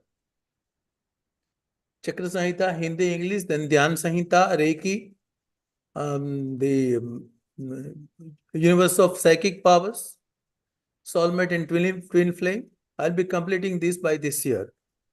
Fantastic. Because my expertise is in that. I'll be going with my seminars are already going on, but I'll be accelerating the space now. The things are already going on that very soon, within a week or so, I'll be launching a chakra workshop also, an 8-day workshop or so. So all of the things which I am knowing, I'm trying to come out with the things during this year. Fantastic. My regular articles are already there in Canada, in India, in media. They're already regularly. I'm contributing. So whatever contribution I can make, I will do that. Yes. That's And I about love what you said about healing yourself first, because once you've healed yourself, you have the power to be able to help others and to heal the world. And I'm sure through your contributions this year, that's exactly what you'll be doing. You'll be living that talk yourself as well. And it'll be fantastic to see the ripple effect that you're able to create in the world as well, to be able to heal the world and to help the world to grow. So thank you so much for Thank you coming so and much, speaking to us and Global today. Namaste once again. Global Okay, Namaste. Nilkumarji, thank you. Thank you for inviting. Okay. Thank you. Thank you. So we've just had Jitendraji there speaking to us about how important it is to be able to work on the internal self. And it's not just the situations that are happening around us, because when the situations happen around us, that's when we start to think about something bigger. We start to think about divinity. We start to think about God. But do we do that when we're actually going through a good, happy moment in our life? Or is that something that only comes up when we're experiencing the negative? Through something like Samarpan meditation, Jitendraji's just mentioned a load of modalities there that we can go through, that we can go to. But are we actually making that a daily habit?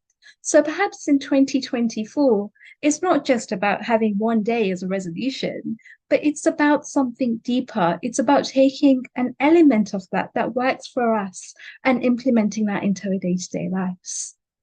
Global Namaste, Dr. Noraji, and welcome to Healing Our Earth. A global namaste to you. It's a real pleasure to be here. Thank you so much. I really enjoyed the talks that I've just taken place before mine.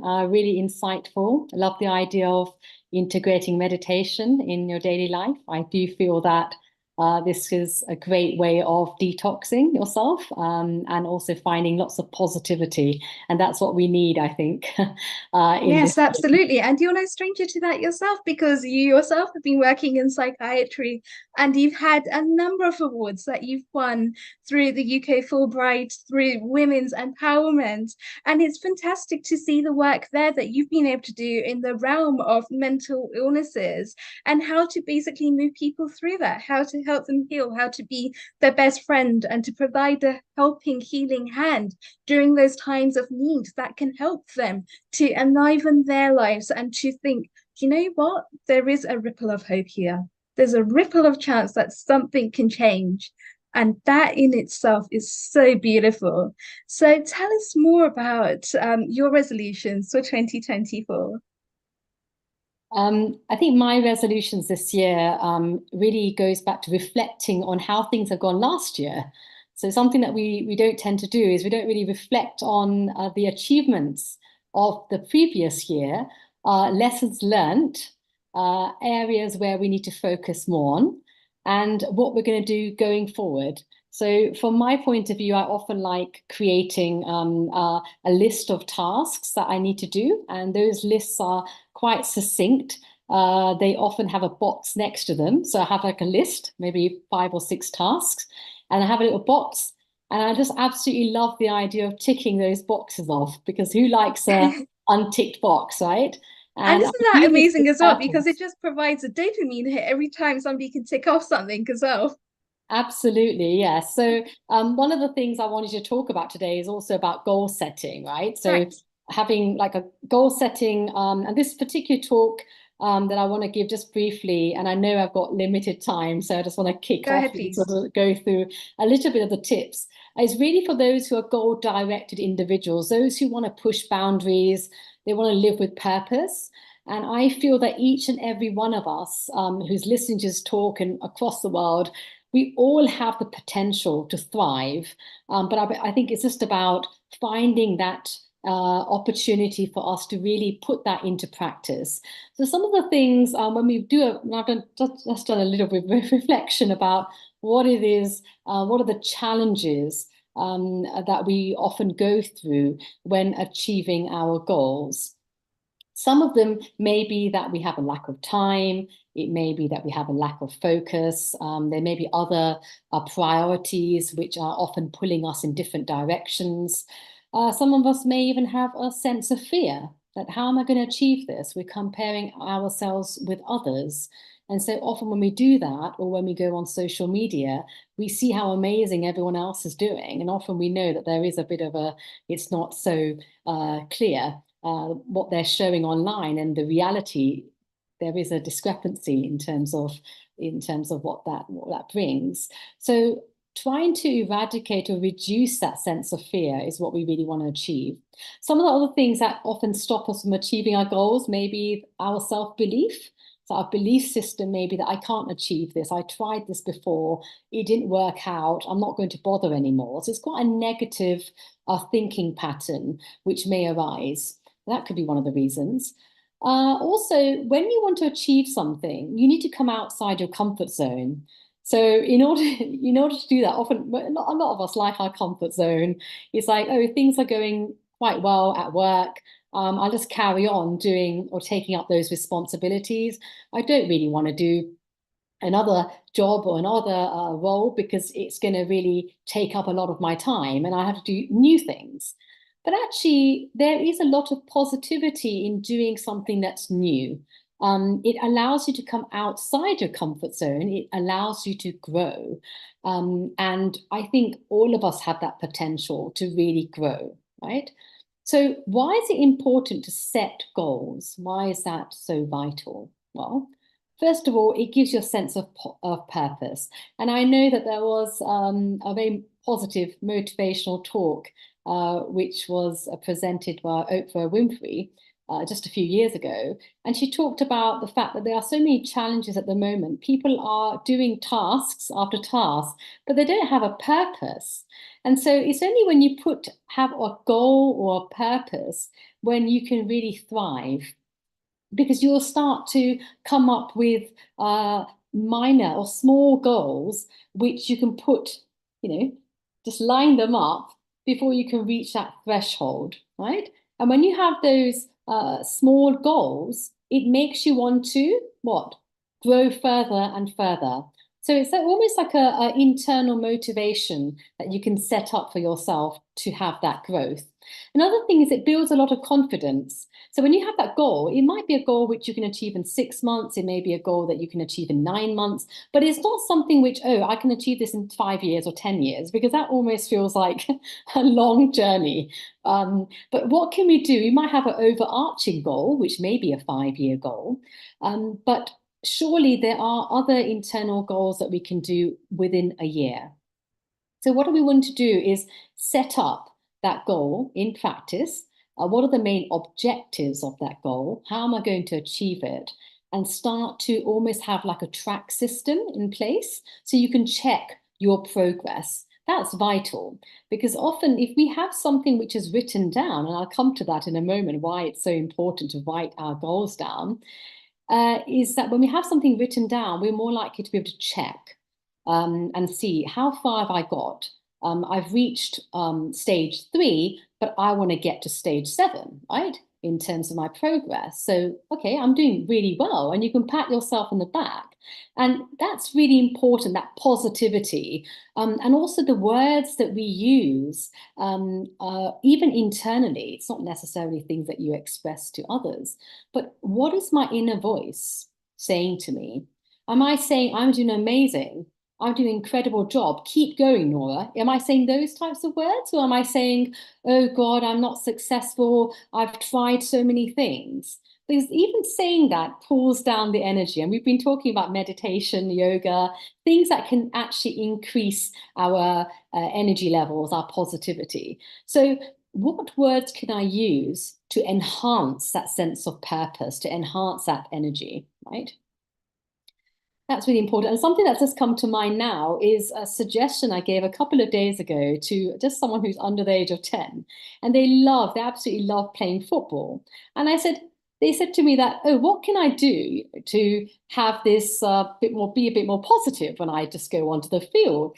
And I said, well, what sort of words can you use? You can say, I'm going to do incredible today. Just saying that sounds amazing, right? I'm going to do a goal today. I'm going to try that when I hit that pass to the defender, it will go through to the goal. Something positive. And just a few days ago, they contacted me and said, Nora, thanks so much for that advice. I tried it and I actually got 3 goals. I'm thinking, well, that's remarkable. And this is a very young person. And I'm thinking, what can we do in our lives to really apply this positivity within our lives to really gain a sense of purpose? It says unmute yourself, but I think that's done. So a couple of steps that we can apply in our life that will drive us to success. The first one is setting an objective or a goal, right? So it has to be directional. It has to have some form of purpose. And it has to be something which will allow me to grow outside my comfort zone, right? The second thing is coming up with a strategy, right? How are you going to go about achieving that goal? What do you have in your diary, right? So we had a clean sheet in 2014. It's been a week or so. How am I going to achieve that goal, right? And I'm talking about meticulously putting an agenda down, right? So I've got a goal. One of the goal is achievable, let's say, in 9 months. But I need to do quite a few other things before I can reach that point, right? So I need weekly goals, very small goals that I can achieve so that I can get to the point where by the end of the month, I've ticked off quite a large goal already. So I'm talking about small goals that can be done on a weekly basis to achieve a larger goal in the end, right? So when we look at our diaries, what exactly are we feeding in those diaries, right? So if you don't have a plan in the day, then someone else may have a plan for you, right? So what's crucial is that when I wake up in the morning on a Saturday, let me have a look at my diary for Monday morning, right? Is there anything I need to read before my meeting? It would be great to do that prior to the meeting so that I am not thinking about new ideas during my meeting. In fact, I've already read through the reports, right? I've already read through the minutes. So now I'm thinking, what else can I do to add value within this meeting, right? I might want to, after that meeting, there may be another task that I need to do. So I can't really do things at that moment immediately. I need to plan. Otherwise, my meetings will be like, oh, well, I'll have a discussion. I'll think about this and I'll get back to you. That's not it's not a meeting which brings about any forms of fruition, you know, or extends the actual goals for a subsequent meeting. So ensure that you plan on a week-by-week basis and you have things in your diary that says something around the lines of 6 to 8, I'm going to read up on X, then I have a meeting from 8 to 10, then after that I'll have a short break to think about X, whatever that thing may be, and then from 11 to 1, I'll do this task, I'll have a short break. So really, the more meticulous you are, the more likely it is that you will be able to meet those certain thresholds that you have in your life, right? The third thing is taking action, right? So take a chance. There might be certain things that you have on your agenda, certain things that you've thought about, but it's important to take action, right, alongside. So if there's certain things that are diverting your attention, fine, that's fine. It does happen, but ensure that when you have this, because you've got this thing in your diary, which is very time specific, it just allows you to be on point and to be able to achieve those individual goals. So make sure you're taking action based on what it is that you've put out. The fourth is staying committed, right? And developing very, very good habits. Now, if we look at some personalities in the world who've achieved remarkable we received lots of awards. One example could be Michael Phelps, for example. He's received about 82 awards, 82 gold medals, right? Some of them are gold medals, some of them are silver medals, and some are bronze. But the majority, 65 out of 82 of those medals are gold. Now, if you look at his life, what he does on a daily basis, waking up very early, 6 o'clock, getting into the pool by 7 a.m. and a whole series of regimental activities that he does. Now, of course, the trainer will be very much familiar with this. He will be, but the things that we see on our screens is the success story. But there's a lot that happens behind the scenes that we don't tend to see, but it's all coming down to consistency. So as long as you can be consistent, so even if one day you found that actually I've got too many tasks, and I haven't been able to achieve the last one, then break it down a little bit, make it more practical, something that fits in with your schedule. And then you're more likely to say, you know what, great, you've completed these 4 tasks, I'll move the other one onto the next day. And now, is this better? Yes, this is so much more better, I'm able to achieve it. So that kind of flexibility is very much required as well. It doesn't have to be regimental, but it has to be practical, right? The next stage is very much related to routine and learning, as well as adjusting, right? So you want to make sure that you prepare for any obstacles. It's almost like, I like the analogy of being on a train, right? So now that you have a purpose, you won't be getting off at different stops, but you'll be on that journey, on that path. You'll be looking outside the window. There might be certain things that make you get distracted, but you are along that path and you are heading towards a particular destination. So having that destination is great, but there may be certain things that you need to adjust to, any forms of obstacles that you need to consider, but get back on that path along the way. Then the 6th step is getting help. And some really famous motivational speakers have said that it's so important to seek help when needed. So have that humility which says, well, actually, at this stage, I don't know what to do, and I do actually need to seek help. That may be through family, that may be through your mentor, you may have a supervisor, your boss. You can speak to them and say, I'm now struggling. This is an area which I'd really, really appreciate your input. Any advice that you can give me, that would be fantastic. So you're still staying on that positivity. You've done an incredible work. You've really achieved so much, but what else? There are always going to be struggles, and I don't think there's anyone in this world who, even after reaching a point of success, they feel, oh, I'm there now. No, after that stage, there'll be something else that they want to achieve, which will be bigger and better. But it's always important to seek help and get the support from those around you. And then finally, once you've reached that stage of success, it's important to give back. It's important to have a sense of gratitude, right? So it's equally important to ride others along your journey. So if there's someone who's junior to you or doing something similar, work together, find ways of uplifting others. That's the only way you can really, I think, give back. And like Steve Harvey has said, he's a famous global philanthropist who's also a mentor. He said that if you don't write things down, you're drastically reducing your chances of succeeding, right? So writing the vision, making it plain and clear, is actually opening windows for you to succeed. Because ultimately, if you look at your list, like I was mentioning at the beginning, and 9 months down the line, or maybe Christmas later this year, you will be like, wow, I wrote this down. I checked it in the mornings and evenings, and now I've reached a point where I've actually accomplished a lot of those things. And a lot of people who've accomplished huge things, which are almost seem like out of the world, do have these lists. They do have things written down because that's what allows them and motivates them as much as possible. So have this positive affirmation. I'm doing great. I've got an excellent plan in front of me. I'm really looking forward to this year. I feel that there's nothing stopping me. So all of these positive thoughts, I think, will guide you to succeed. It will make you feel that this year is really about action, in my view. It's 2024, that adds up to 8. 8 is the year of Saturn. It's a time when we really need to reflect on getting tasks done, right? So in previous years, you may have said, oh, I'll do this at some point.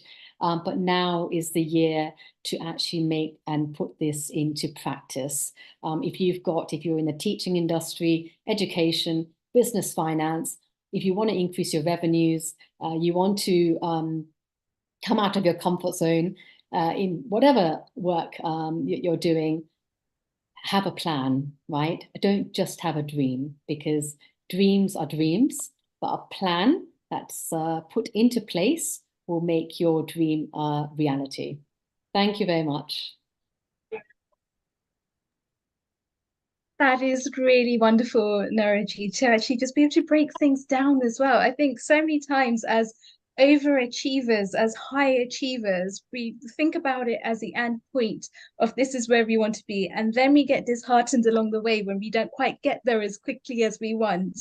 So by actually breaking things down into mini goals and setting those weekly goals and setting those targets as we go along makes it so much more achievable, because we can tick off those little tasks as and when we do them. I actually find I'm not so much of a journalist, so I don't like writing down my goals, but I use vision boards and I use pictures and I use graphics, because even though I'm not writing them, I feel like having that connection to those goals is really important. What's your view on that? Do pictures work just as well as words, or is there a way around that? Or So that's a really good question. So absolutely, anything like a visual board is fantastic. Different colors, it just guides you. And I think what we need every year, January, we'll often think, okay, I've got a clean slate, I can start from scratch. But it's all about something that you can go back to. And it could be in your room. So it has to be visible. It shouldn't be something which you just leave on the side and you don't really come to it. You know, it's there in person, it's on a post-it stuck on your wall, and you are editing it, modifying it. I quite like those boards where you can use a waterproof pen and just update how things are going. And visual boards, I think, are incredible. Mind maps, or you can create lists, whatever it is. I think whatever works for you, but something to guide you and check in on yourself and how far have I reached? Because that goal is there, and you're probably going to have that goal the following year. So I really believe that it's really about not rehearsing the challenges that you've had in your previous years. That's why I was saying earlier that think about the past. How have things worked like last year or in 2022, right?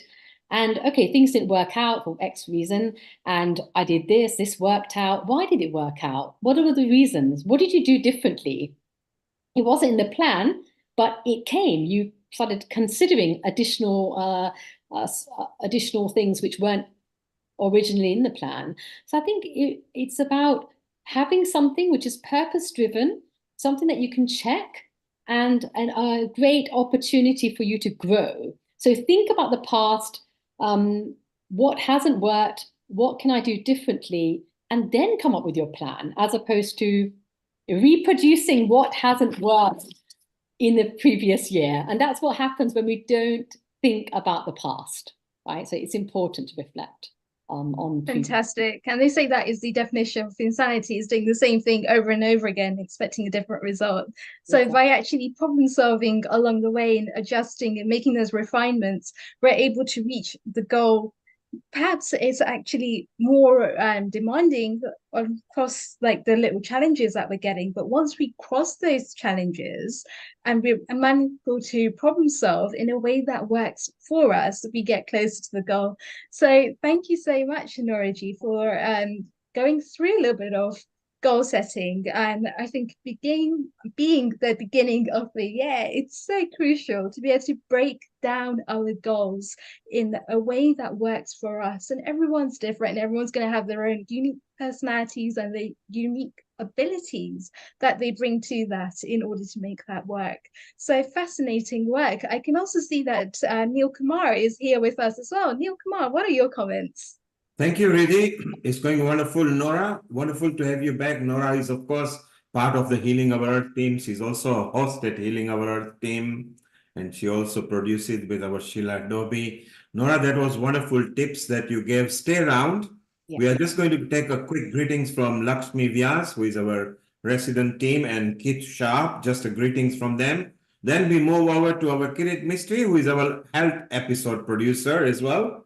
So a quick message from Lakshmi Vyas, your greetings, and Keith, your greetings. Then we go to our contributor, Kirit Mistry, and over to you, Riti. Fantastic. So Global Namaste, Lakshmi ji. Happy New Year. Fantastic to have you joining us on Healing Our Earth today. What is your message for us? My message, if I may, is to wish everybody at Healing Our Earth a wonderful 2024, and for me to be able to continue the little part of work I do to help out with the Tai Chi and the Qigong, and looking forward to a peaceful year without all the troubles that we have individually or in world peace. But the message is more and more harmonization. I've just clicked on, and I think listening to Nora, sorry, I only picked up the last part, Nora, but as a former project manager, about activities, timescales, records, traceability. I'm on your path, my dear. Thank you very much. That's wonderful. So glad to have you with us here today as well, Keith. Thank you. Lakshmi ji, coming back to yourself, what are your resolutions for 2024? Global namaste to all of you. It's really nice to see so many of you after a gap of about two or 3 months where I was away from UK. And nice to see all of you. And for me, the New Year resolution is number 1 is nature protection. That is, I would like to protect the air, water, plants, animals, the entire natural things to be protected first. And of course, I would like to be kind and very empathetic to all those who require help. And also, let us go ahead and do the vegetarian food which is more healthy, and this also would help us to protect the animals that have been killed for various reasons. And this is the message that I would like to give it to people for this 2024.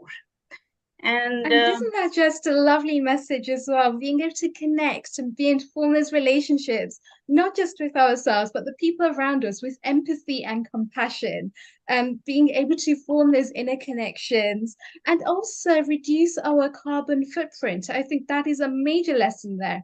By actually going to more plant-based foods, by going to more vegan foods, we're able to substitute. And not only does it help the planet consciousness, it also helps our inner consciousness to grow too. Absolutely. Yeah. So once we protect the nature, I think everything gets protected. Yes. That's what it is. So that is my always. It's not only for this year, but throughout the years, this is my aim that we protect the nature, protect the animals, and keep the air clean and neat. That's it. Fantastic. And we can already see the effects of that, Lakshmi ji, when you're actually coming on here and being there with an 18-year-old heart and a true nature to serve and really do some fascinating work in the world, being that globally as well through your European Foundation, the Hindu Forum of Europe as well, which is doing absolutely incredible work, and to just be able to form those relationships and to pass on that happy ripple into the world, that positivity, and to be able to heal the world as well. And it all begins with ourselves as we form those happy ripples going outwards into the world. So thank you so much, Lakshmi ji, for sharing your beautiful message with us today, and a happy new year to you. Global Namaste, Kiriji. How are you today? Global Namaste. Thank you. It's been good to listen to all the speakers, and I'm well. And really great to see you present really well, and also hearing from your kind of questioning and also debriefing has been very valuable. So thank you for that. Thank you so much. And Kiriji, you're no stranger to this yourself. You've done a load of campaigns. You've helped people with their health on so many different levels. You're one that can really be an advocate for us in this world to bring about a sense of healing, a sense of compassion, a sense of empathy. So I'd love to hear from you. What are your resolutions from 2024? Okay, so the first one is my own health, is looking at my own health and managing that better in terms of it's no point, I can't help others if I can't help myself. So that is my number one resolution, for which I neglected last year because I was trying to do too much and do things for everyone, but forgetting about self. So that's an important message. So important not to spread ourselves too thin as well, and to be able to rely on the group around us as well. So that's the first thing. And then the other thing is really to continue spreading the messages, the campaigns, the awareness, because some of the conditions that we are suffering with, our families are suffering with, our communities are suffering with, we don't want to talk about them. We don't want to, we seek help very late. So we've heard Noraji talk about, mental health, and also some of the kind of challenges around that, and helping to look at self-managing and looking at health goals as well. So mental health is a taboo, and is a considered taboo within our communities. And we lose people because they don't get the help at the right time, or families don't want to talk about it and they don't want to reach out. And by the time they reach out, it's too late. So that's on mental health. We want to, our work is currently, and has last year been around cancer and early diagnosis and screening. So really want to ensure that our communities, our families, our members, our friends are taking up their screening at a timely manner they need to. So when they're offered it, they need to take up the screenings, whether it's for breast cancer, whether it's for prostate, cervical. So we need to raise more awareness, and we'll continue to do that, because we have some fantastic community connectors, we call them, who have got that lived experience of going through this journey, and they're the best messengers. Thirdly, our work on fantastic. And just to be able to reflect on what you've just said there as well, it's so important because there seems to be a lot of stigma around mental health. There seems to be a lot of this, I'll push through, I'll see what I can do by myself first before I actually seek the help of the NHS, or before I actually go down the route of holistic health. I want to try and fix myself. And that is such an important message, because yes, your body and your mind has an innate wisdom to be able to help itself, but it's equally important to be able to reach out to those that are in the know, because they might have just a trick or a tip or a strategy that can help you to unfold something that you might not have had any knowledge of previously, that can actually be the catalyst to your change. So rather than to take all of that burden onto your own shoulders and to try and fix everything yourself, reach out to those that are in the know, reach out to those that can help, reach out to those that are actually running campaigns and that have done so successfully for a number of years, because perhaps they have something that will help you to just be a catalyst to the healing on your own journey too. And on that note, you mentioned about mental health, and we're lucky we brought to the Healing Our Family, an organization from India that's developed some self-care packages on anxiety, depression. And I think this is valuable because there's lots of great organizations doing some good work. We need to try and bring them and share their expertise, knowledge. And then the third area of our campaign is really around, what we've been doing for many years is around organ donation, blood donation, stem cell donation, kidney awareness, because our communities, we're high in need of various organs because of our conditions around diabetes and other conditions. But when it comes to organ donation, we kind of shy away from understanding that it may be yourself or your loved one or even a friend that, God forbid, will not require an organ. But when they do, where do they get these organs from? And unless we start doing the education in our communities, and we're fortunate in the UK, the law has changed. In England, Scotland, Wales, we're automatically going to be donors unless we opt out. So that's the continuous message we want to kind of get our communities to talk about, have those conversations with their loved ones. So when the time comes, they don't override their loved ones' wishes. And then finally, one thing I've taken by being involved in and being part of this family, which I didn't take advantage last year of the wealth of knowledge, expertise. So this year, I really want to look at how we collaborate with all of our Healing Our Earth families and bring that knowledge to our benefit, our communities, utilizing, you know, the meditation, the spirituality, the Ayurvedic, and also the mental well-being, you know, expertise that we have, because it's no point having the expertise if we don't share it and get it out to our communities. So that's my kind of plan for this year, and that's what my commitment is as well. And I think that's such a beautiful commitment to actually have as well, because as we actually learned during yoga meditation, it starts with the body, but once somebody actually passes away in whatever situations, their body is no longer something that they require on their journey.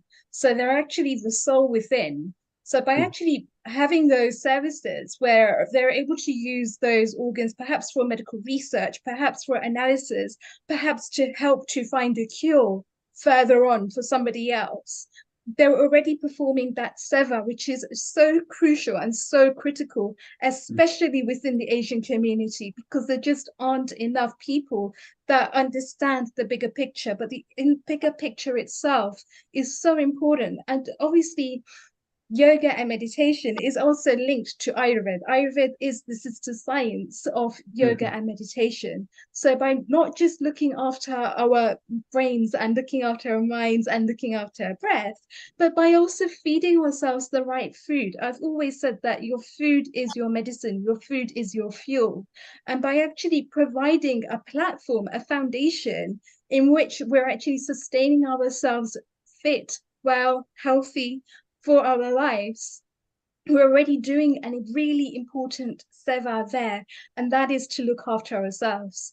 Do you know, I was actually asking somebody the other day what the secret was to long living, and they actually said the secret to long living was just happiness. But happiness was as a result of doing the right exercise. It was a result of keeping their mind active. It was a result of having the right amount of jala, water, Ayurveda treatments, because all of this basically has an impact on how well and how healthy we feel during our lives. And I've always said as well, your body has your own innate wisdom to be able to heal. So it is a healing ground in itself. But there are things that we can do that can help to catalyze the changes that we require as and when we need them. I was reading up and doing a little bit of research on this the other day, and it practically said that genes have the ability to heal because there's a 7-year gap and the genes renew every 7 years. So by having that knowledge, what are we doing today? What are we doing right now that's going to help and that's going to serve us moving forwards? And what have you found, Kirichi, during your own journey, or those around you? So it's important to find the right kind of mentors that you can, you know, have affinity with and learn from their journey, how you apply that to your own journey. But then most importantly, you know, sometimes we keep hold of all the negativity, or somebody's done something to you and you just keep holding on to that. I've kind of learned to kind of push that negativity to one side and look at how I utilize that negativity to make it positive.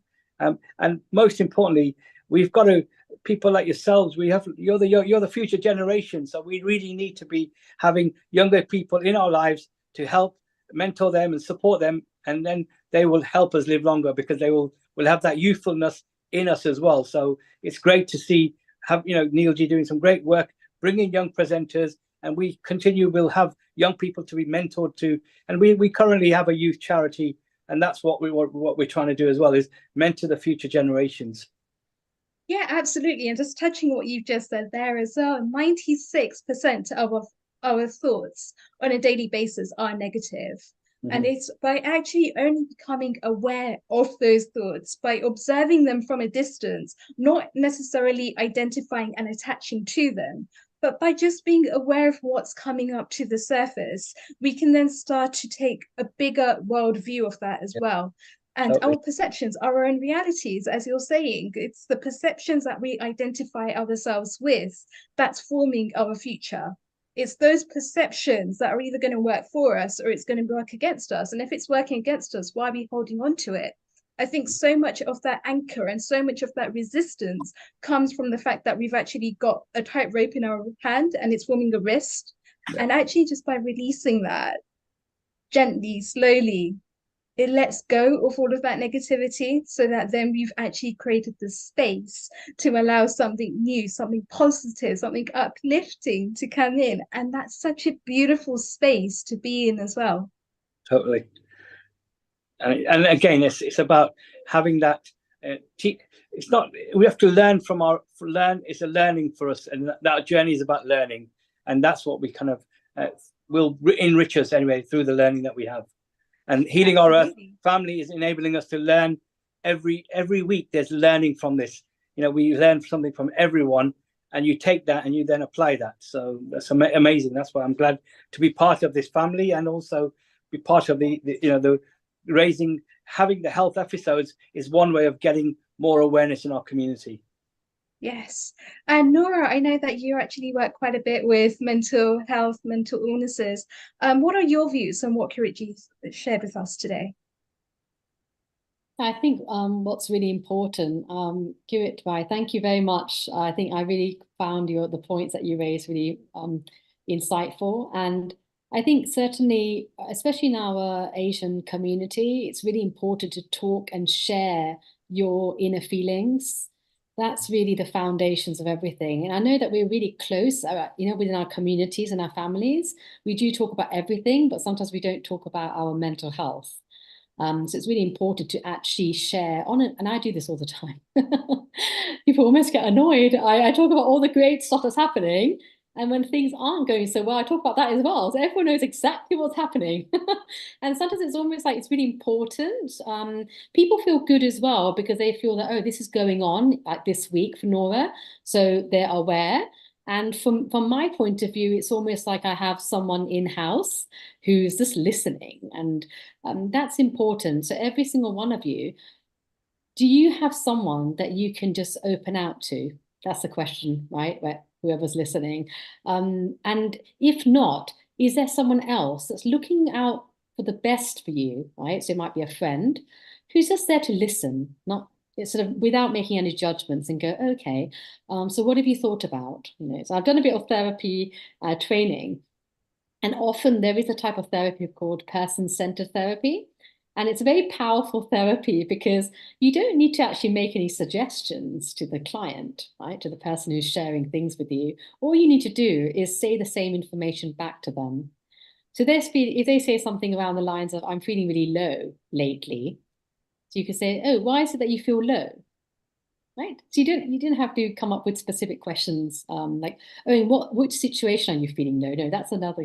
So just say the same information back, and what you'll find is that the person starts to reveal the challenges that they're experiencing. And the power of this person-centered approach, which I think is applicable and is really easy to apply, is that you don't need to make any suggestions, and the individual is able to come up with a solution for their own problems and challenges. It's fabulous, right? So it's great as a therapy, but we can all apply this with our loved ones at home. Just open out. I'm going through the struggle. I'm not looking forward to the meeting next week, whatever it might be, because someone would give you some form of direction to help you. Great point. Yes, absolutely. I think you mentioned earlier, Kiriji and Noraji, that your thoughts and your words are energy, and we need to watch what energy we're transmitting, but equally the power of listening. Like, we've got 2 ears and 1 mouth for a reason, and that's because if we actually listen, we're able to uplift the people around us, and by uplifting the people around us, we're also uplifting that consciousness as well. And I think that's such a beautiful message. Kirichi, what's your reflection on that? No, I totally agree. The listening, sometimes we don't listen, and we talk. We don't let the people talk first. And I think it's important that person-centered therapy, as Dr. Nora has mentioned, we talk about, we talk a lot, but important is that let's help people find their own solutions, because they have the solutions. They just, sometimes because of what's going on in their life, the challenges, they are too focused on those challenges, but not realizing they have to live with their condition. They need support, but at the same time, the support is limited. They can do things themselves, and they're the kind of techniques that we need to offer. And the self-care management, self-care therapy, you know, those kind of things is really what will enrich them, because not everyone, some people will need Dr. Nora's support, but some people with their low levels of, you know, depression, anxiety can overcome them with meditation and with other tools that they will help to enrich them. So, you know, that's the kind of beautiful message that Dr. Nora said. You've already highlighted as well. It's about giving people the space and time to then heal, but also to let them talk, to be able to then find the solutions. Yes. And Keith Sharp, if you could actually chime in here as well. I think a lot of the times we have things like talking therapies. We have practices like yoga and meditation that can help to uplift somebody emotionally. I know Tai Chi works in a similar way through energy. We call it prana in yoga. It's called chi energy in Tai Chi. Can you reflect on that as well, please? Well, it's a very interesting being, shall we say, on the slight outside of all of you wonderful people. And as you know, I'm a practical sort of guy, and listening to, and I have to, is it Kirit? Is it Kirit? Yes. Yes, Keith, yes. All right, okay, thank you very much, Kirit. Is that you are all professionals. All right, forgive the phone, my wife will answer that. You're all professionals in your own area and have this wonderful basis of the Indian culture and what I now call Indian historical medicine. And I have had for a number of years, which is quite quiet at the moment, is what I call Chi Prana Wellness Agreement with a very experienced person. But as all partnerships, there are always misunderstandings, and we need to talk about how we overcome those misunderstandings. From my observation,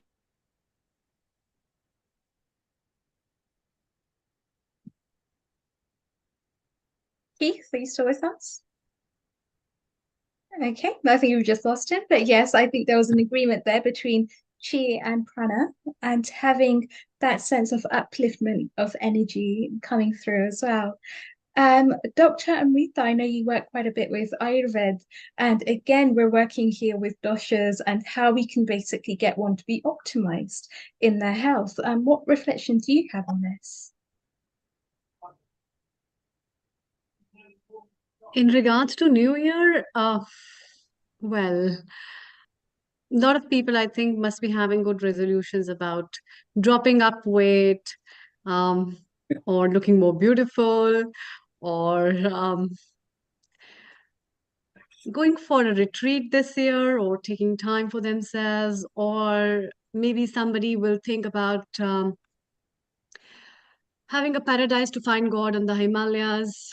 So a lot of people might be having some resolutions related with Ayurveda in that regards. Or somebody must be fantasizing about learning something or a passion.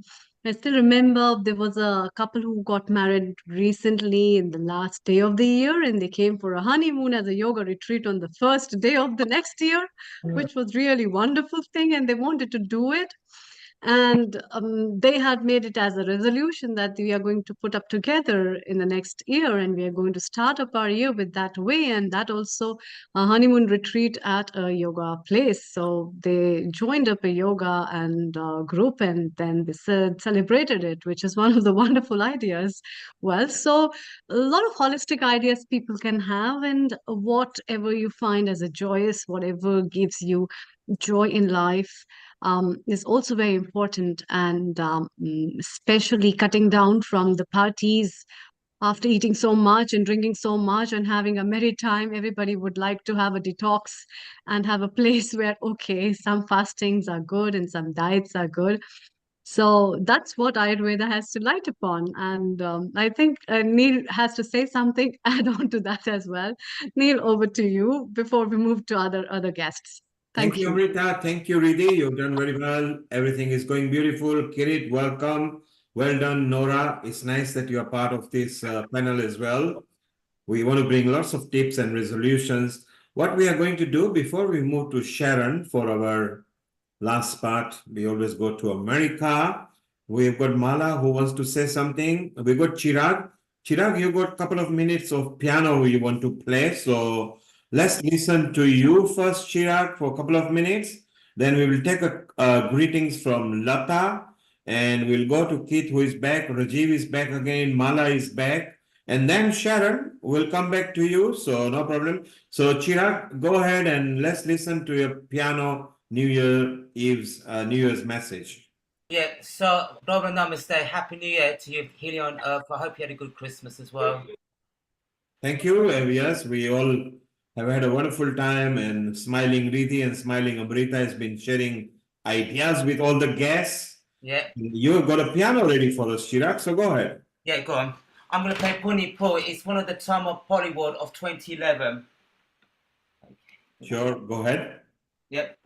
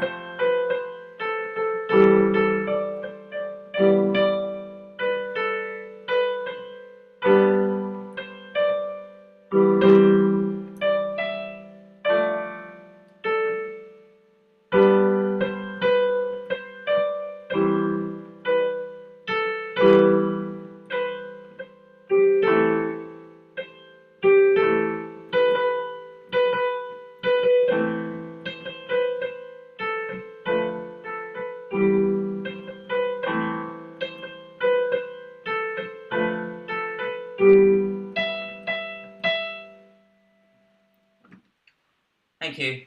Thank you, Chirag. Thank you. Nice. Wonderful. Thank you for Sumi. sharing as well. I know you're on level 5 of piano at the moment as well. So it was fantastic to hear and to just have a reflection piece as well there as well. So thank you so much for And sharing. Happy New Year. And it says And Happy New 2023 is gone. You got a new beginning, 2024. And it says reflect positivity for all the new year brings and joyful. And what are your goals, your hopes, and to achieve? And something creative, learn new skills, make new people at work, something kind, something you love to do. And you must achieve that your goals you can achieve with hopes and dreams may come true. And wishing everyone prospectability, a happy new year, stay focused and work hard and concentrate. Thank you, Chirag. Well done. And we wish you all the best for 2024. And let's move over to Mala. Mala, your quick message before we move on to Sharon. Oh, thank you. Happy New Year, everybody. Namaste. What a beautiful piece. Very moving. X Factor on the horizon, I see. I just want to say that I was listening to all the advice and conversations to do with mental health and well-being advice and counseling. Maybe I missed something earlier before I logged on. How do we switch off in this current climate of hostility, political, intrusions? Whenever you try to filter it out of your mind, it's around you. How do you do it? What advice would you give to people out there for the new year? Because we don't want to carry things from last year, for example, the cost of living crisis, whatever issues that has raised. How could we just block it off and just make peace and be happy with ourselves for a better 2024? Thank you, Mala. Stay around, and between Lee Torcha, Cindy, and Sharon, they'll give you a bit of clue. Yes, you missed out earlier. There was Swami and Sister Jayanti. They gave the exact solution. So stay around, and you'll get a bit of a solution for that. And Lata, your greetings before we move over. And what greetings would you like to? Global namaste to all at Global Healing namaste Our to Earth. you. I don't know how much time I've got, but I've got Just so your much greetings, please. Yes. I've got so much to say. First of all, thank you to you, Neil, for continuing with this platform where you're attracting all of the gems from the earth to become more aware of how we can contribute our talents. And it is truly amazing, my journey with Healing Our Earth and how it's progressing. And I really want 2024 to be a great success. And, I think COVID taught us a lot of resilience and how to cope, and showed us that we are capable of coping and gave us that great boost that we can survive all this. So now that we're, with all those abilities, armed with all these abilities, we need to go forward and make this year a fantastic year, in spite of all the difficulties and problems and challenges. We've got it within ourselves. And I really look forward to be working with all of you and doing more with Healing Our Earth and making it a more beautiful life day to day, and just take each day as it comes. And that would be lovely if we can all do that together. That's a lovely hand in message, hand. Lata. Beautiful. Well said, And Lata. Dr. Rajiv, I just wanted to come to you very quickly, and because there's a question that Mala asked about how do we really manage to switch off from all of that negativity, from all of that confusion that's happening in the world around us, and to go inwards. And I know you've had about 30 years of experience within the NHS, but you're also the producer of Integrated Health. So you've seen the best of both worlds. How would you do that in your experience? Thank you so much, Vijay. It's a very good question, and I do ask myself, and I get asked this question very frequently.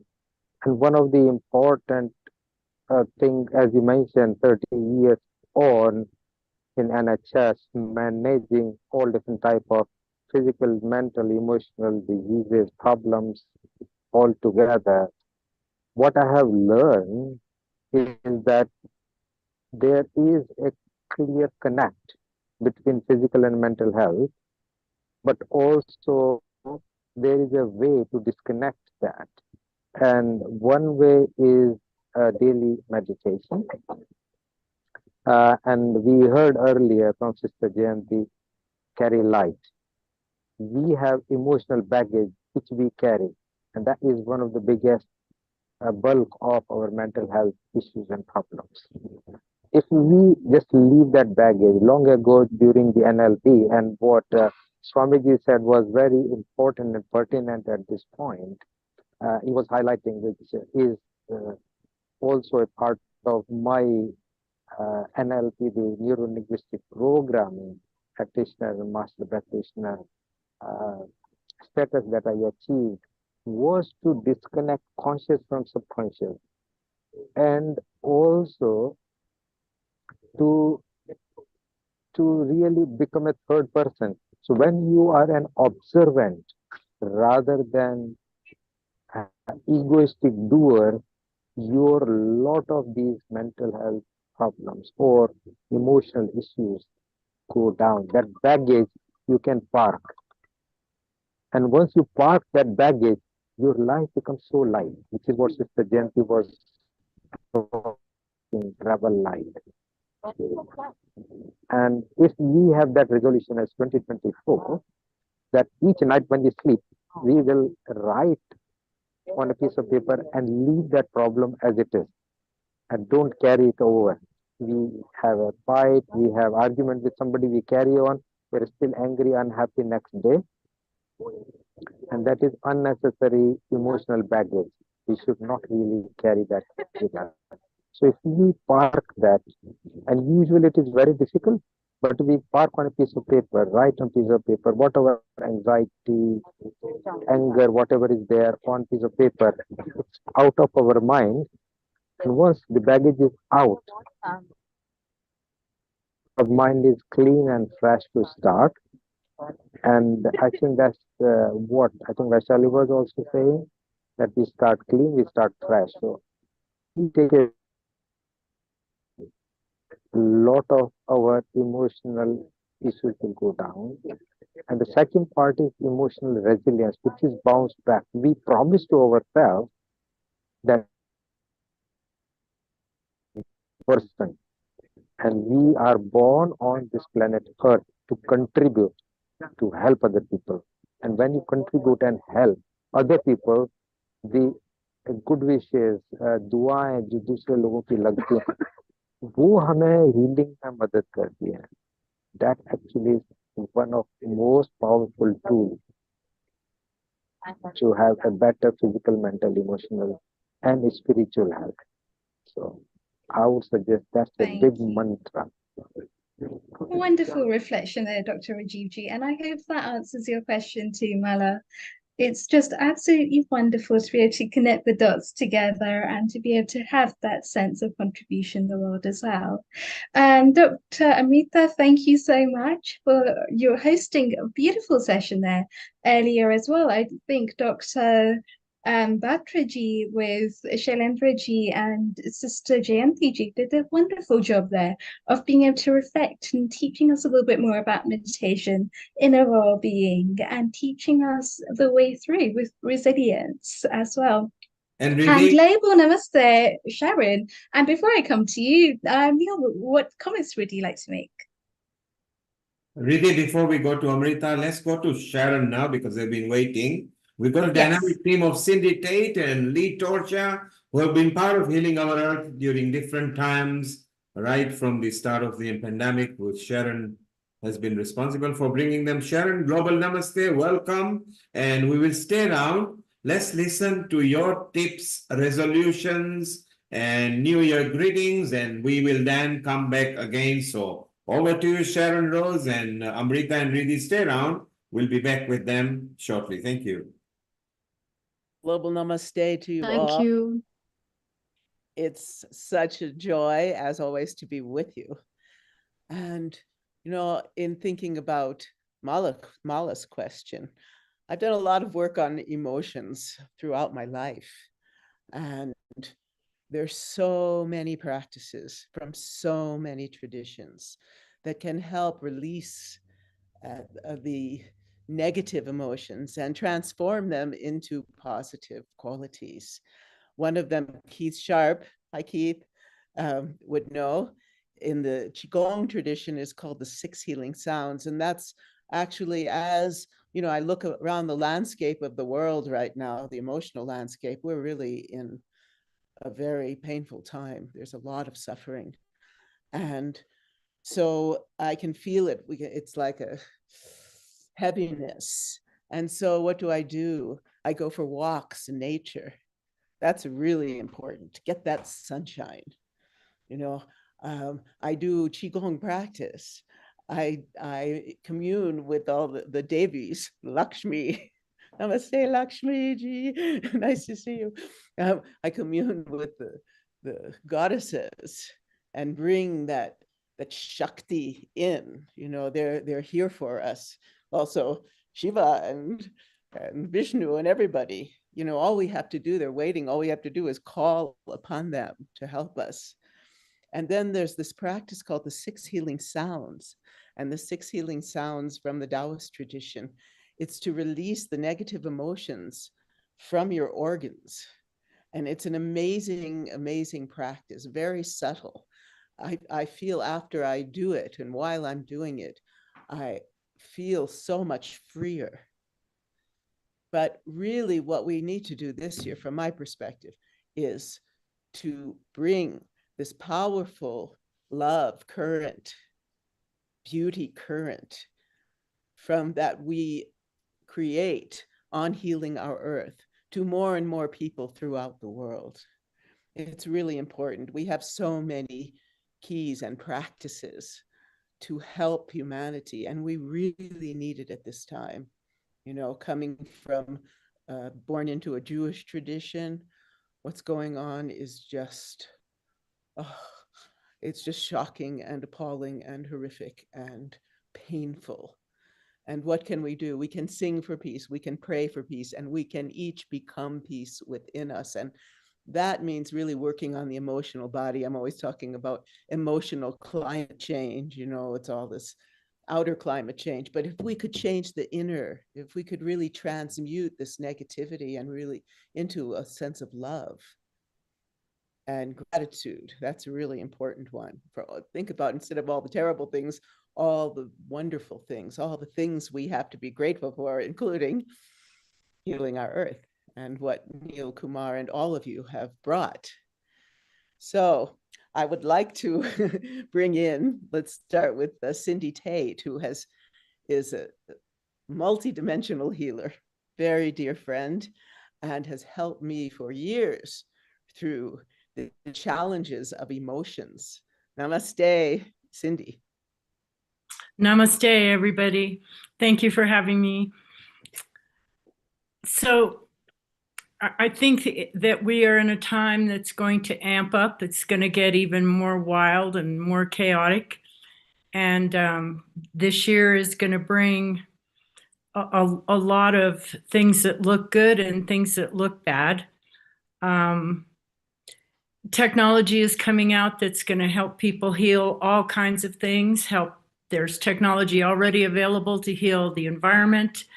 But we don't hear about that. It's not in the news yet. It's not available to everybody, but it is appearing. And I think our challenge for this year is to go inside and go into our hearts and our divine spark and discover that we are the source and that we are all that together.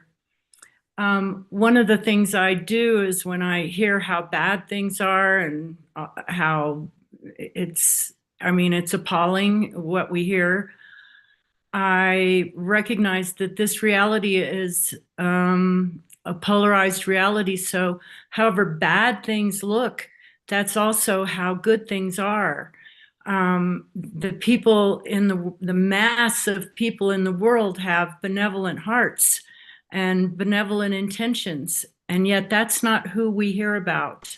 So as bad as things sound, I reverse it in my mind and say that's how good things are too, and maybe things are even better than that, because the mass of people are wonderful and creative and also wanting it to be peace on earth and, you know, co-creation, cooperation, connecting with nature, including everything in our reality, the unseen, the seen.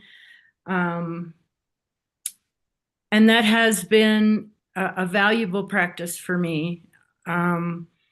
Very often when I hear horrific things, I switch it in my mind to that means that millions of people are opening their hearts to want it to be nicer, to be better, to be more benevolent. And so, anyway, I think we have to go inside and recognize how wonderful the heart is in everybody, most people. And that's my practice, switching it, recognizing it's a polarized reality, collapsing that. And you have so many tools in your toolbox. So if you're going through, just aside from switching, you know, how do you release, you know, what are other ways to release all of this, you know, trauma that's being put on us by the media, particularly? It's true. It's true. It's a lot. Often I use colors. I use NLP. I put up the bad picture in my mind and turn it to black and white and burn it. I burn all my repeating thoughts that come from emotional things that need to be cleared. If I'm driving down the road and I have a bad thought, burn it as fast as possible. But I put colors on things. Colors are full of information and code. And I swirl source energy around things like the wars and, you know, bad health that people suffer from or bad incidents. I swirl source energy around and I let colors come in and clean it and transmute it so that the miracle is on the other side. Well, you also, for those of you that don't know, Cindy is really magnificent at what she calls clearing. So she has a lot of clients in which she clears all this negative energy and past lives and, you know, entities and all of that. So tell us a little about that, because I think it's an important thing that we all need to do constantly, is clear the energy. A lot of what goes on for all humans is programming. And it's how we are raised and conditioned to believe different things that limit us. And so, how do I step into this? But I see the universe in a large picture, like all of our lifetimes are happening at once. What we are challenged with in the moment is what we were unresolved about. It's the baggage, but it could be baggage from another life. It's all happening now. And so I release it into source, into how it wasn't even real in the first place, right? Like a lot of programming like guilt and shame, betrayal, injustice, all kinds of discordant energies are something that we are trained into. It isn't something that we are. It's not who we are. Who we are is just pure light and source and love, and all of that conditioning causes all kinds of different suffering and discordant energies to bother us every day. So I release it into the air, into nature. I let the earth heal it. I let the earth transmute it. I let all the stars and whoever shows up to help. I firmly believe that we have a lot of help, and that I don't do this stuff by myself. I'm not working alone. I'm working with a team of universal beings, just like all of you are that. We are all that. And we are bigger than all of this. Our divine spark is larger than all of this. We've just been trained out of it. We just have to claim it. We have to claim ourselves and claim who we are as divine beings or cosmic beings, or that humans are amazing interdimensional beings, not believing that we have no ability. We have to believe that we can move energy, that we can make a difference, that we are the difference. Beautiful, beautiful. Yeah, another, to me, listening to beautiful music and, India, classical Indian music is extraordinary. The connection, the depth of, a raga with the time of the day and with different deities and all of that, it brings us into a higher vibrational frequency. And I think that, that's a counter to this heaviness that is being imposed upon us now. So it's frequency and code. And this year, sound healing is going to explode. It's been coming on for a bit, but it's really starting to spread and explode, and people are giving sound healing, receiving sound healing, music, chanting. Yes, I know people that are healing people of cancer and near death and everything with sound. Yes, It's incredible. It's incredible. A great segue too. I'd like to bring in Lee Torsha. Hi. Thank you, everybody. Thank you, Cindy. Wonderful to hear you. I wrote down a lot of notes. We are divine, cosmic, interdimensional beings. I love it. So, any questions? Global namaste, Lee. Namaste. So, those of you who don't know, Lee is a disciple of the great classical singer, Pandit Pranath, and carrying on his tradition in New York. And she has some really exciting events coming up. And if she understands that sense of sound and the sound current and how that can bring you to a very peaceful, beautiful level. So talk a little about what would your Guruji say to us about what do you do? How do you bring this sense of joy and peace in your heart? He would say, "This is not my subject."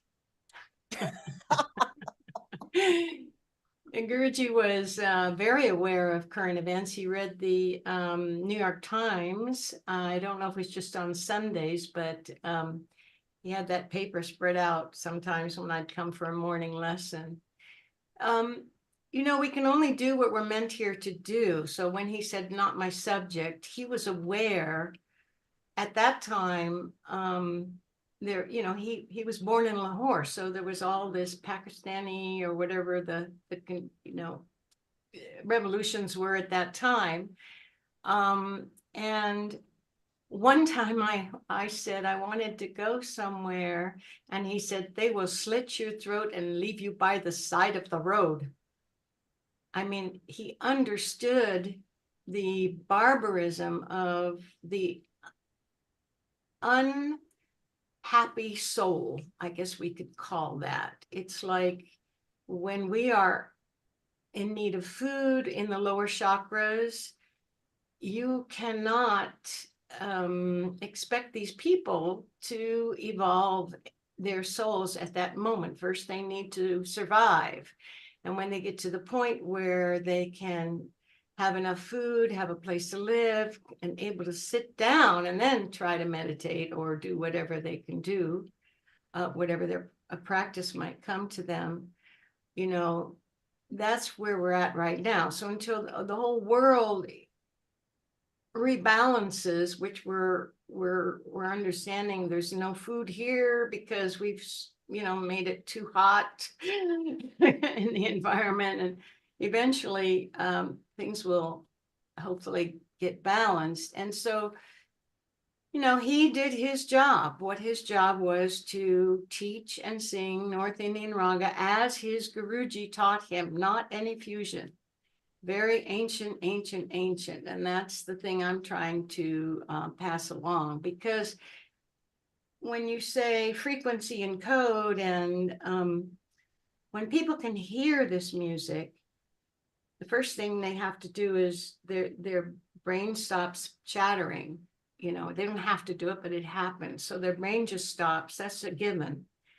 And then then you're talking about a specific raga with specific vibrations.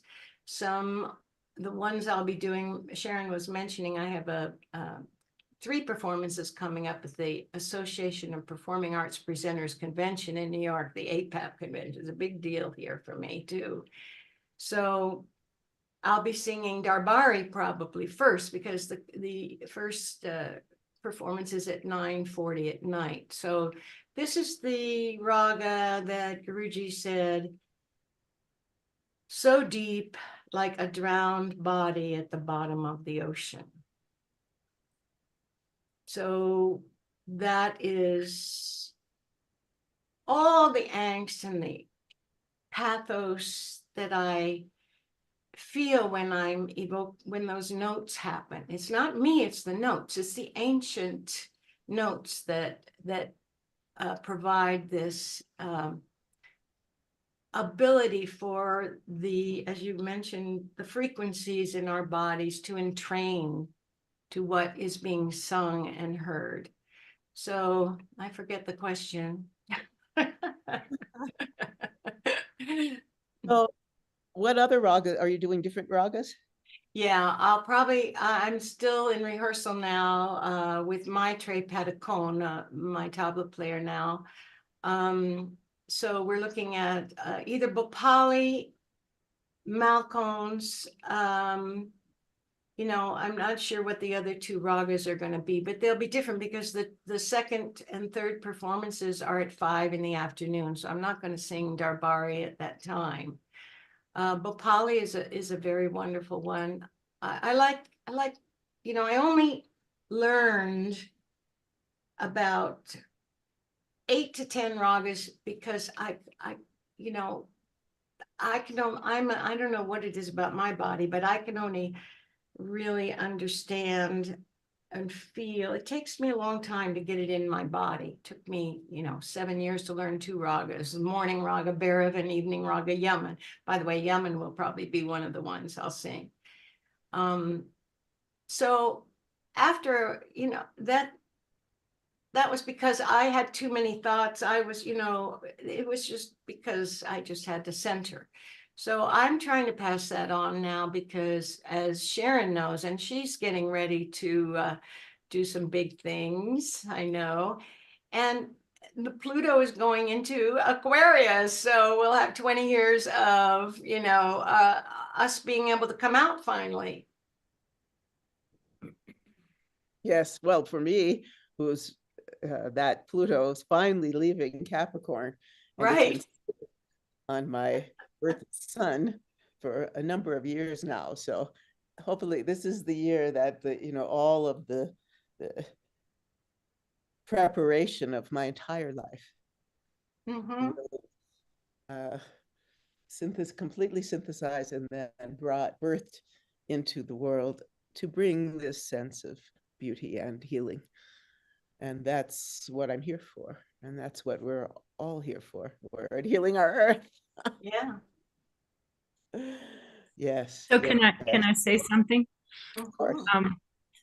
When you do your music and when sound healing has occurred, what I see waves of light going through, coming out in the music and the sound, and sometimes different colors or, rainbow kind of colors or whatnot. And it goes through the human form and cleans out pockets of, darkness or what we would call baggage or emotional junk that is old and needs to be thrown in the trash. It does a cleaning of sorts. It raises the vibration and the frequency of the human, and the human naturally evolves with any kind of help. Like you said, survival, when survival is handled naturally, the human form raises itself. It's an incredible form. It's hard to remember that in the face of everything we see. Who could make a better, God made a great, wonderful thing here. Yeah. Yes. And I think that's what we really need to focus on, the wonder. Yeah. We really, it's like, I can really feel, it's like a thickness, a heaviness in the field if I'm, hearing about just the suffering and pain of, and the, how people are so quickly, what's the word, triggered these days. Yeah. To just throw out these, their negativity, like vomited out on other people. And like, I've really been working, Cindy knows, Lee knows, on becoming in the Tibetan Dzogchen tradition, which is one of the teachings I follow. The symbol is a mirror, that we should become like a mirror, not get caught in the reflections.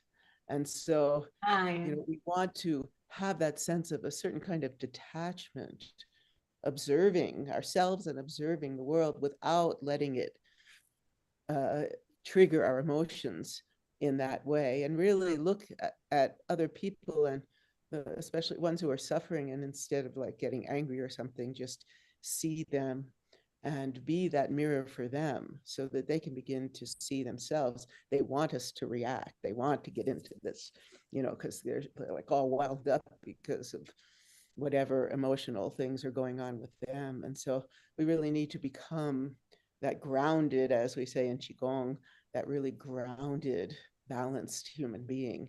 And there's so many tools that we speak about every week on Healing Our Earth. And I'm sure there's going to be more shows coming up on healing. Next week, John Milton will be joining us, and it's going to be about COP28 again, but he's going to give us a meditation on how to work with these things, because he's been in the environmental field for I don't know how many years, probably since the 50s.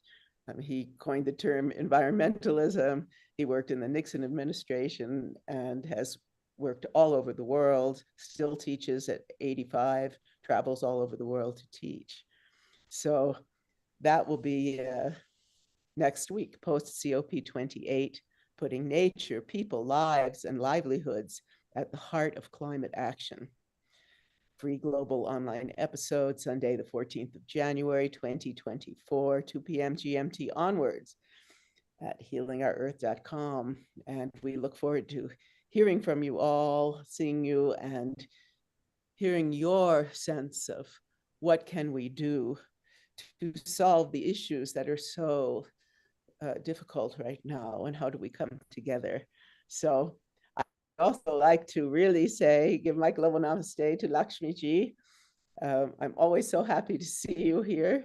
And, you know, you spend time with some very high levels of people working on this planet. So I'd love to hear, we would love to hear about your experience and your visions for 2024. Yeah, Sharon, before that, we'd also like to have some raga from Lee. She must share something for the new year. So once Lakshmi ji share her views, after that, let's hear from her as well. So Global Namaste, Lakshmi ji. Please go ahead. Thank you. Global Namaste once again to all of you. Well, it was very interesting to listen to Sharon, Cindy, and Lee, especially Lee talking about music and ragas, etc. So I was actually going to button,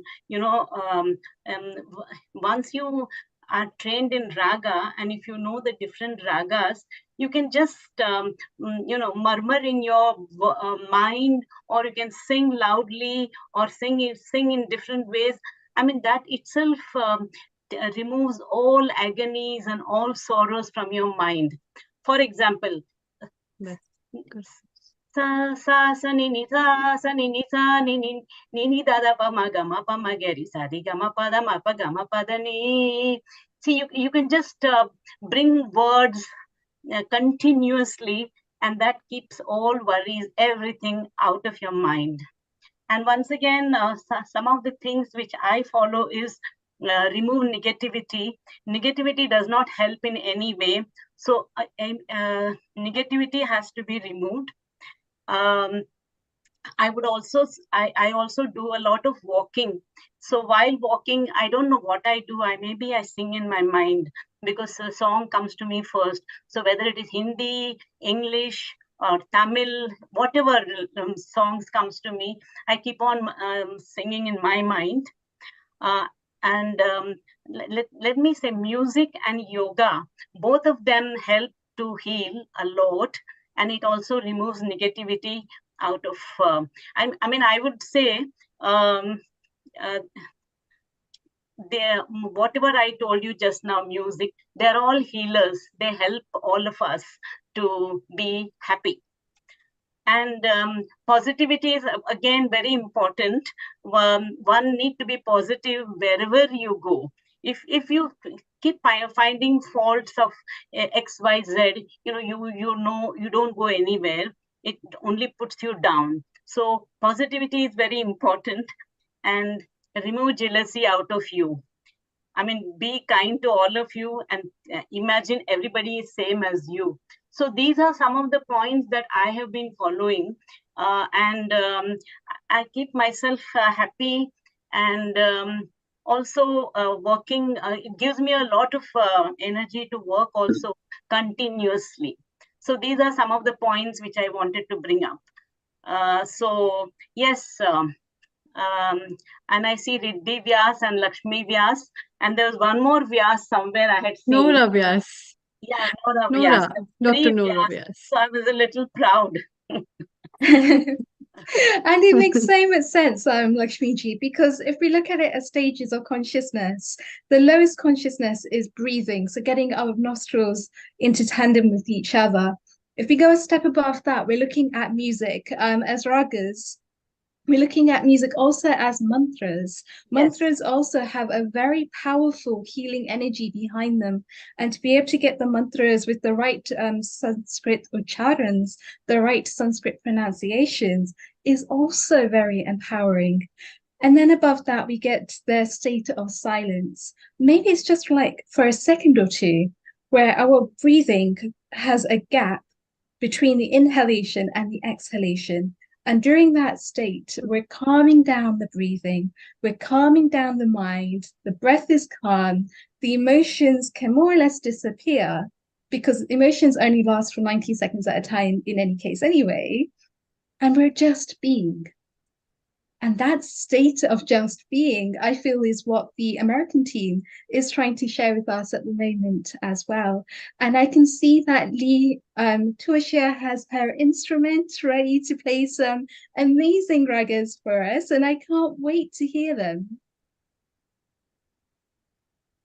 Thank you. Thank you, Lakshmi ji. So we move to Lee, and then Mala will take you up. And I think Dr. Rajiv will reach his destination by then. But yes, Lee, are you ready? So let's have the ragas first and have a musical start. Over to you. Thank you. Well, rather than sing you a raga, although I could do a little bit, I think the first thing to say is that raga science is disappearing because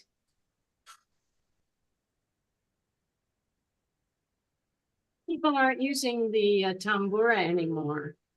What? And you cannot actually sing the microtones, we call them that, whatever, with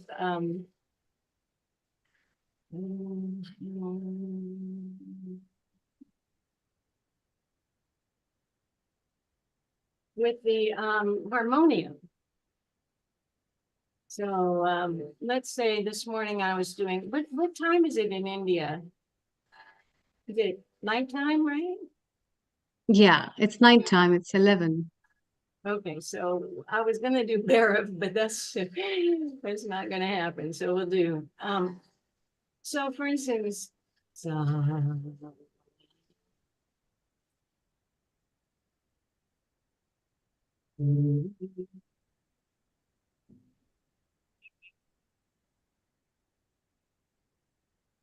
knee is in the overtone in the tambura. You won't be able to get that. It's like a chorus, you know, like people say there's only melody in raga, but the tambura is our complete orchestra here.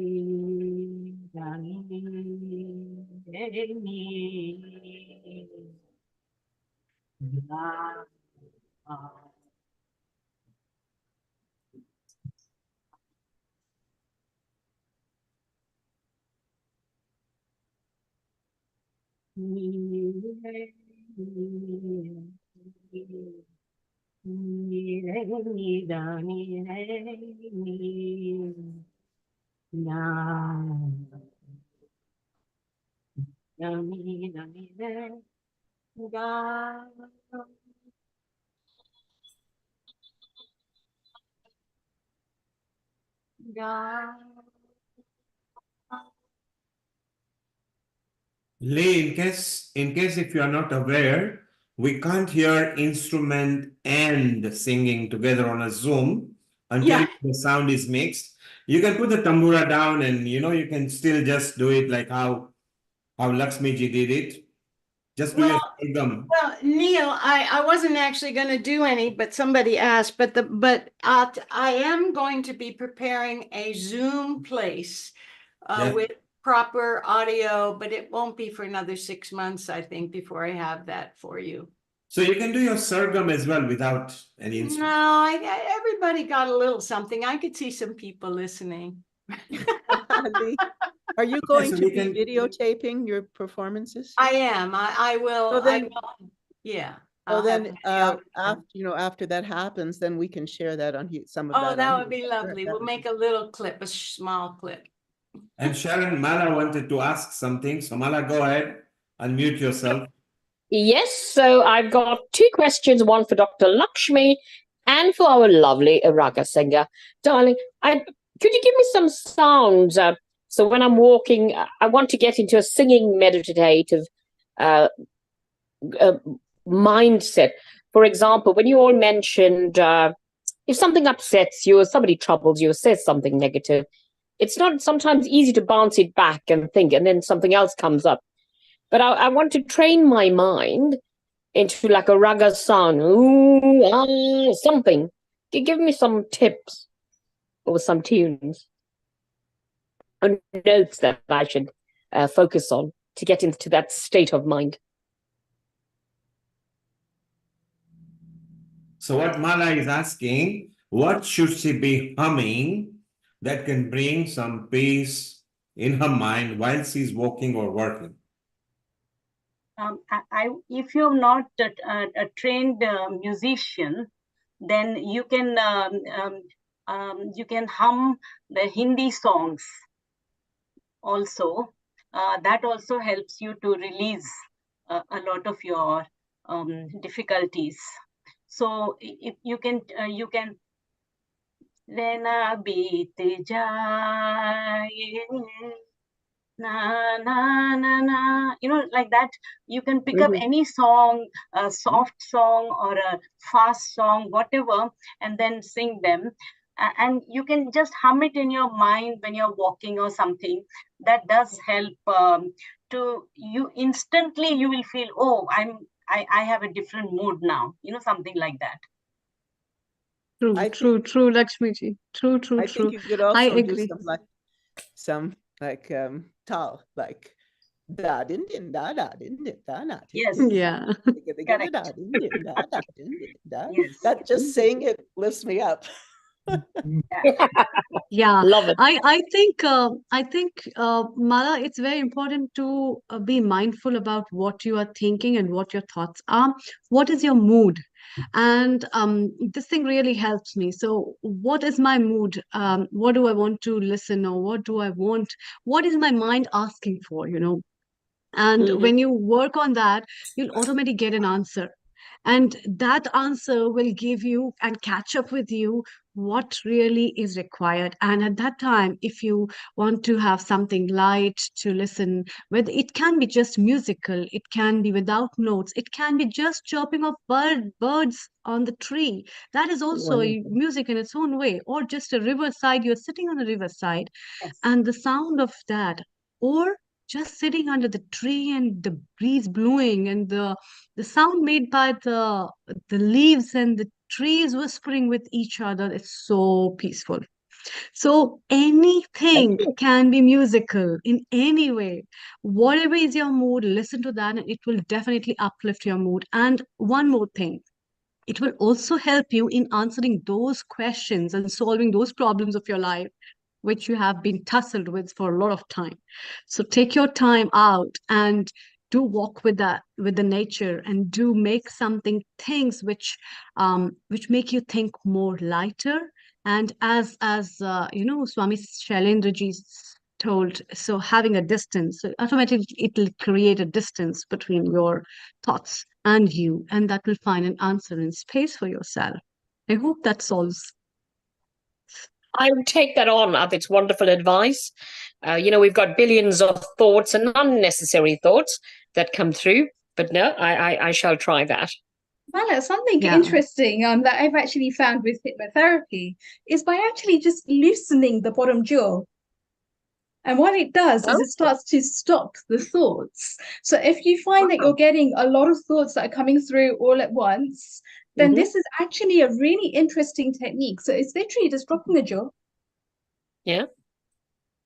And what you find is when you breathe through that, it starts to slow down your thoughts. So if you ever find that your mind is racing, if you ever find that there's so much going on, if your mind is thinking in so many different ways all at the same time, it's a really interesting thing to do. Also in terms of your breathing as well, because your breathing is connected to your mind. So if you're breathing slightly faster, as Sharon just demonstrated when she was doing her really fast raga, it helps to get you into a really creative state. It helps you to think better in the moment, because you start to step into a state of sattva. So the closer that you're getting to a state of sattva, it starts to enhance the qualities of your thoughts. So if you need to get something done, at the same time, sometimes it actually helps us to take a distance, as people have been mentioning, to be able to step back, to observe. And that's all about slowing down. So starting to actually sing something, as Lakshmiji was pointing to, that has a very slow pace, a very slow raga to it. So depending on your mood, you're able to control the pace of your breath, but also what it is that you're singing, be that whether you want to do that with ragas or without ragas, either way is perfectly fine. But it's about paying attention to what it is that you're going through in that moment, and being able to respond in that moment to whatever it is that you're feeling. I think that's perfect. A quick question for Sharon. Sharon, some healthy tips for 2024 to get some belly fat out, hormonal changes, diabetes. It's very hard for us women and our round shape. So any tips to get that abdominal fat reduced? That's very important question, Mala, you have put to Sharon, because she'll be turning 75 this year, and that's the most important question. Soon on the Yeah. 16th. Let's see. I don't know. Be very aware of what food you eat, cut out the junk food. I'm working on it myself. So but I think that, I do a lot of walking. It's wonderful. We have a big dog. I take her for a walk most days, which also helps me. I'm in nature. I'm seeing these gorgeous mountains. I see them in front of me right now. And just, it's like drinking in the light, and I think there's also something about you're drinking a glass of water, really slowing down and sensing, the taste of the water, as it flows through your body, and feel it like nourishing all your cells. Belly fat. Let me ask Cindy. She's she might know. Well, it's always good to keep the parasites out. Oh, I'm doing that now. I'm on a parasite cleanse. Because the parasites yearn for sugar and bread and things that make us have belly fat. So always good to keep cleansing out parasites. And I think Dr. Rajiv here could tell us something about the parasites and what they do and what to do about them. Yeah. In fact, we also have Purvi, who is currently in India, and he's been having a lot of fun. Let's have her views as well and move to Dr. Rajiv. So Purvi, what is your fitness tips? And greet everybody on New Year. We have so many friends of ours at Healing Our Earth, which we keep meeting. So a global namaste to you, Purvi. And Global namaste, Dr. Amrita. Share your greetings and tips for health, and then we take up to Dr. Rajiv. Yes, over to you. Thank you. Hi, global namaste, everyone. That's right. I'm in India. I'm at home. It's so nice. I think that's one of my well-being for the new year. So I came here to surprise my parents for the New Year's. So I wish you a very beautiful and healthy 2024. And I think my tip for the new year, or what I have resolved to follow for 2024, is surround yourself with loving people, because every second person that I'm meeting these days, and like today also I was out meeting my friends, and I think every second person is feeling lonely in this crowded world, right? So mental well-being is really at stake. And I used to think it's something of the West, because they are more individualistic, and here we are more society oriented. But unfortunately, it has also spread in our country as well, like India, where we have like a lot of family culture and everything. So my thought actually is occupied around that area, that how can we create such aura, how can we spread that happiness and social well-being around that. At least people that we meet and greet, we actually connect. For example, this a community in itself, and we make sure that people are not feeling lonely. So, yeah. Yeah, that's very important. Lonely in the crowd, actually. There's a darkness in the light. So Yeah. that is such an important thing that you have pointed out. So Dr. Rajiv, over to you. It's your favorite questions and your acquaintance on that and points. What have you to say? Thank you. Over to you. Yeah, it's amazing. Thank you so much. And it's a fantastic question. And thanks, Sharon, as amazing you have been, really keeping a track of everything, keeping the body, mind, and soul together. And what a beautiful piece of music. Whichever we could hear, it was great. And hopefully get much more of it. And Again, thank you so much, Lakshmi ji, for your enlightening comment for the new year to encourage all of us on healing our earth. Coming back to the question of parasites, it is so good to know the parasitology is a subject for us when we read the medical science. And there are so many of parasites which are there in body, big parasites, small parasites, amoeba, ascaris, lumbricoid, asthenia, and they have different activities. One of the common ones, which is like big one, is the one which actually transmit from a human being to human being and going through the soil or earth and healing our earth will cut off the cycle, maybe release that parasite, which is one of the incarnation of life, in order to have a mukti, prapti, moksha, a liberation.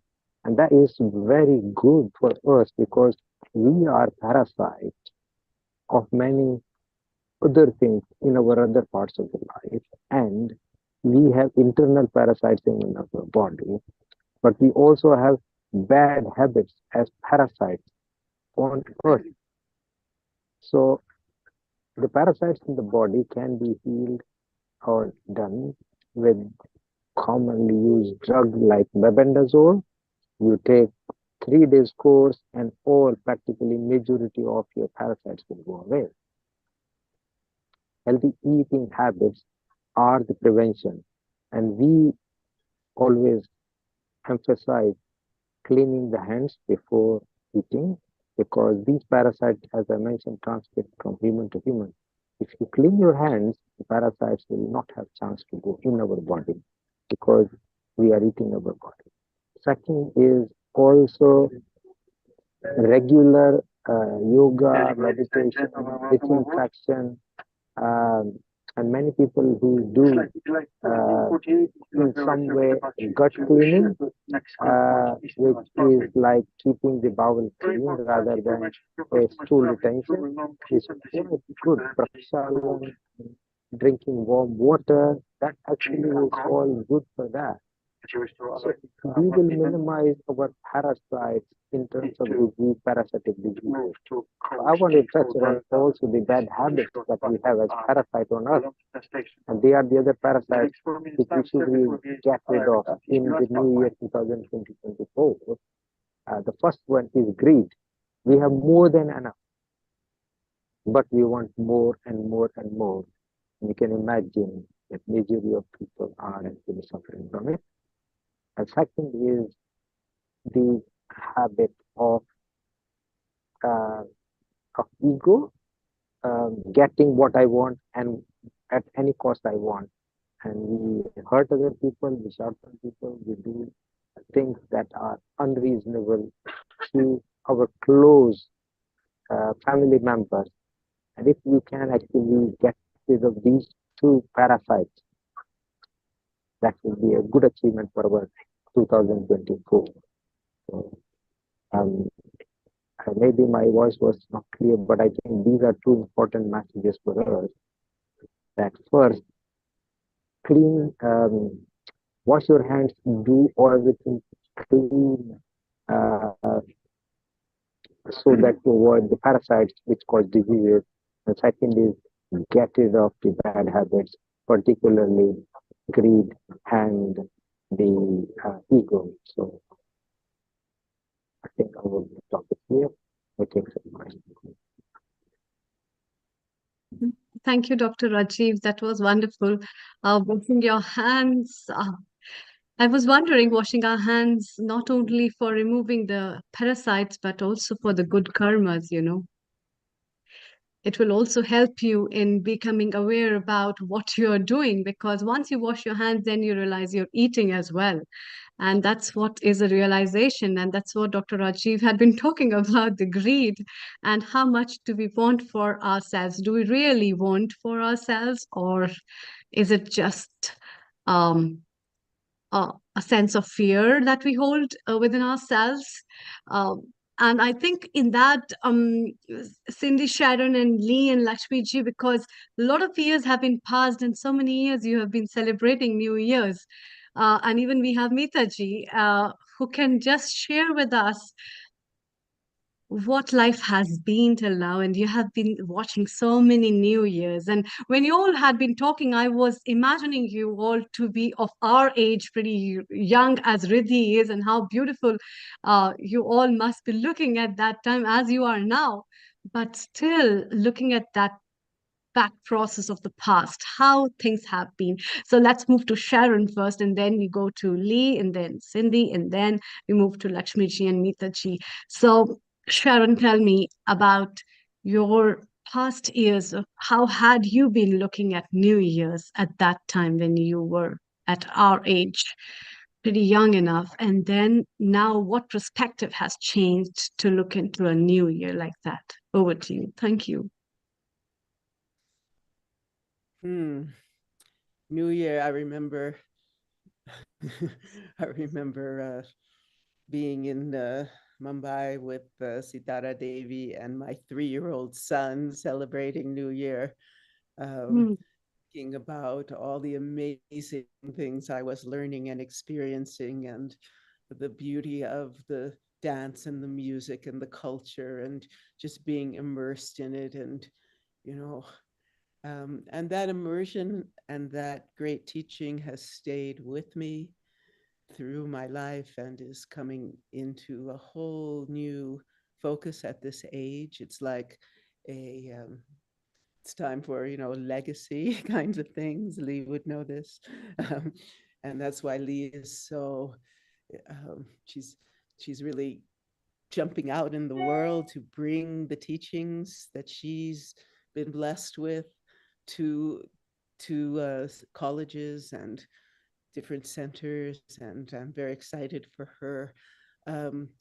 This year, because of the nature of the pandemic, lockdown really had an effect. Jay and I have been talking about this lately, a kind of dampening effect, and we're really, it's like we need all of these teachings and all of this prana and just imbibing life energy, Shakti, so that we can fulfill what we're here to do. And I'm especially looking around me and seeing what's going on with people. It's like we have to remember impermanence. It's a very important teaching, because we need to learn to enjoy every moment. And talk about enjoy. Come here, Jay.